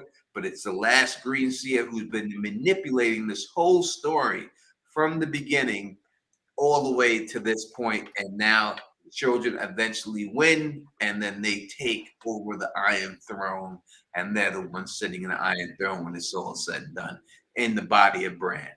And that's what it is. But if you watch my video, I break down more than that, but that's the Cliff Notes version of it. Tony Sled was mentioning something about the Braavosi founders led to the death of Valyria. Just a quick shout out. It was prophesied that Lannister gold would lead to the doom of Valyria. So personally, I think that like the Lannisters paid for a Bright War, a Valyrian steel Bright War. It's like it costs the amount of a kingdom. You know, they paid a lot of gold for Bright War. Whoever got that gold then paid the Faceless Men, I think, to do something that ended up causing the doom of Valyria. Well, it's the doom. The doom is caused by the volcanoes erupting. But what caused the volcanoes to erupt? I think the Faceless Men were involved in that. I think that you look at the Hammers of Water, which is an earthquake spell under the water. If they do the earthquake spell underneath it, it's going to cause it to erupt. I mean, if it can break apart a whole continent and make the stepstones, and you put that earthquake under the water, then you can have it erupt. And I think that's what happened. That's how they knew it was going to happen, because they did that shit. They did that shit, and they knew. That's why they wanted those dragons there. They told Daenerys, we need these dragons. Give her the dream. Daenerys the dreamer. They called her dreamer because not many people had these dreams. These dreams are not always sent. When you look at from everything that we see, right? Dreams are always sent to people. They don't just dream this shit. Someone's sending a message. When you look at Euron, and because the bottom line is, all we see, like when you look at like the glass candles, right? These are man-made objects that give you the ability of the children of the forest. When you have a glass candle, the ability of that is that you can go into other people's dreams and send people messages. That's what Euron has, and that's how he's able to get inside of his brother's dreams, because he has that glass candle, right? So that's what they're showing you. These are man-made tools that give you the power of the children of the forest, that they can actually do the last Green Seer. So I think that they just go in there and they're able to send these dreams. Euron's using it along with the shade of the evening to help manipulate these dreams to make it seem, but it's the same exact thing. Same exact thing. And showing him what he wants him to see. It's not a dream. He's showing him sitting on the Iron Throne with Cersei next to him, because the person is it says it's got a pale person standing next to him when he's sitting on the Iron Throne, and Cersei's the person described with the pale neck who gets strangled when it's all said and done, right? So that's Cersei right next to him, and that's the way it goes down. So that's the way I see it, and that's where I think it's going in. But yeah, you can look at all my videos. I mean, as I said, I got like fucking 900 of them out there. Literally, like literally 900. But it's gonna be hard to find them. I should probably put them in there better. But you can look up all that stuff. I said all that stuff, and I put it all out there. And I just say it like today. I said that shit like maybe 8 years ago. So you go check all that stuff out and everything else. If you do, I truly, truly appreciate it. All right, let's get up out of here. Had you out here too long. Bridge 4, what's coming up on your channel? Nothing.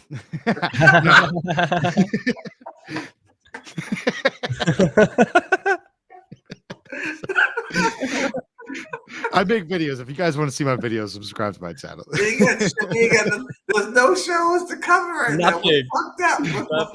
We're fucked up right now. We don't have anything to cover. Yeah, I'm going back in time, and on Monday I'll be watching a Sopranos episode live with my friend Matt, the episode Pine Barrens. So if anyone wants to watch Pine Barrens Monday night at 6:30 p.m. Eastern time, Matt and I will be watching Pine Barrens and talking shit about it. So check that out. In all seriousness, I finished a video like a month ago. I just always forgot to release it. Maybe I'll release that tomorrow. I'm going to be doing mostly a Song of Ice and Fire type stuff for the rest of the year. Yeah, I have like 4 House of the Dragon videos that I've done recorded there, but I'm not putting them out because I don't think it's the time that people are not going to watch them, and I think that they deserve to be watched. So I'm like holding them back until like season 2 starts. Yeah, or at least they release a trailer or something. Yeah, because they deserve to be watched. These are the only videos I've ever. Someone put Tulsa King. Thought about Tulsa King. Talked to Phil about Tulsa King. I love the Tulsa King. It's a good show. Maybe we'll drop a Tulsa King video. And I talked to Elamar about a couple of things and everything else. But I think the next big thing will be The Last of Us. Yeah, I'm doing The Last of Us. I know Tony's doing The Last of Us too. Bridge is doing The Last of Us too. So we'll all do The Last of Us. Maybe The Last of Us will be something that'll be, but it'll be so many people on The Last of Us that it could get lost in the shuffle and everything else. I mean, I truly wish that I could do nothing but Game of Thrones videos and that's it. That'd be a really easy life. But this is not, I don't get views enough to do it. I have to venture into other things and stuff. And I like other things too, so I don't mind going into other things. I miss Better Call Saul so much. Oh yeah. Those were good times, Tony. I missed those weeks. Were great fucking weeks, boy. Some good fucking weeks. I had like 1,000 people in my chat room. Those are good times. And I'm a tiny channel. But I will try. Well, I will try to do Tulsa King. Let's see. I'll try to put the video up. Tulsa King is a good show, but I just don't know if the views are there. And it all comes down to the end. If it don't make dollars, it don't make sense. Yeah, right? Like I was speaking to you offline. I love his Dark Materials. I did 2 videos on it, but they had no views. There's no point making future videos on it. I just can't afford to do it. It takes way too much time. That's the whole thing. It takes so much time to do. That's why we say we super chat to us, and you do these things like that. Like those really help make those videos, because if we just gotta depend on the views of the videos, these videos. Bridge, how long does it take you to make a video? Like one of my His Dark Materials video, I worked over 40 hours on it. It got like 2,000 views. That's 40 hours. That's making about like 5 cents an hour. Yeah, that's a full work no exaggeration week on one video, full work week. So you're putting in a full work week on a video. It takes, you got to pay. You don't make that money, it makes no sense. You can't do it. Like literally, I sat there for about 40 hours working on this video. 2,000 views. This is worthless. Yeah, and you can't do it. And now the best way I can describe it is, easiest way to think about it is, you may get $10 per 1,000 views. It's easy to say it like that. So $20 for 40 hours. No one's doing that. You just can't do it. It's just unsustainable. I mean, that's generous too. The multiple could be anywhere from like 2 to 4 for the most part. 10 is generous. Like 1,000 views could be $2. It could be, Yeah. So That's why I always say you do things like you should become members to the channel and you super chat, that offsets a lot of that. Like if you have enough members, where you have, 500 members and you got a guaranteed every month $500 to $600 a month. It's not a lot every month, but then you could do more of that stuff that you like to do because you got that money guaranteed to come in.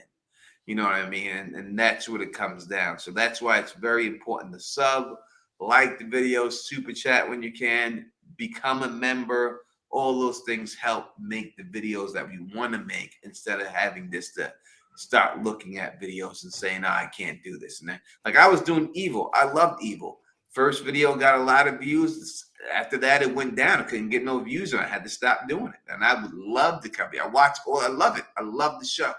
I love Godfather of Harlem. No views on the video. I had to stop. 2 videos in, I was done. It was all over. And that was it. And I watched every episode. Loved the show. You know what I mean? So it comes up because the show is popular doesn't mean that it does good on YouTube. Yellowstone, I was going to cover that, but Yellowstone. Yeah, I made a couple of videos on The Boys, and that didn't really go anywhere. So I decided not to stop covering The Boys and then bounce over to something else too. Like there's certain shows that it's also the way the shows are released. When you get week to week shows like the old AMC, and that's why Better Call Saul was so huge. When something comes out at a certain time every week, it's a lot easier to cover than a series that's a binge series, like any of the Netflix series that drop all the episodes at once. I have no clue exactly how to cover those series or the right time to put out the video, the timings of it and stuff.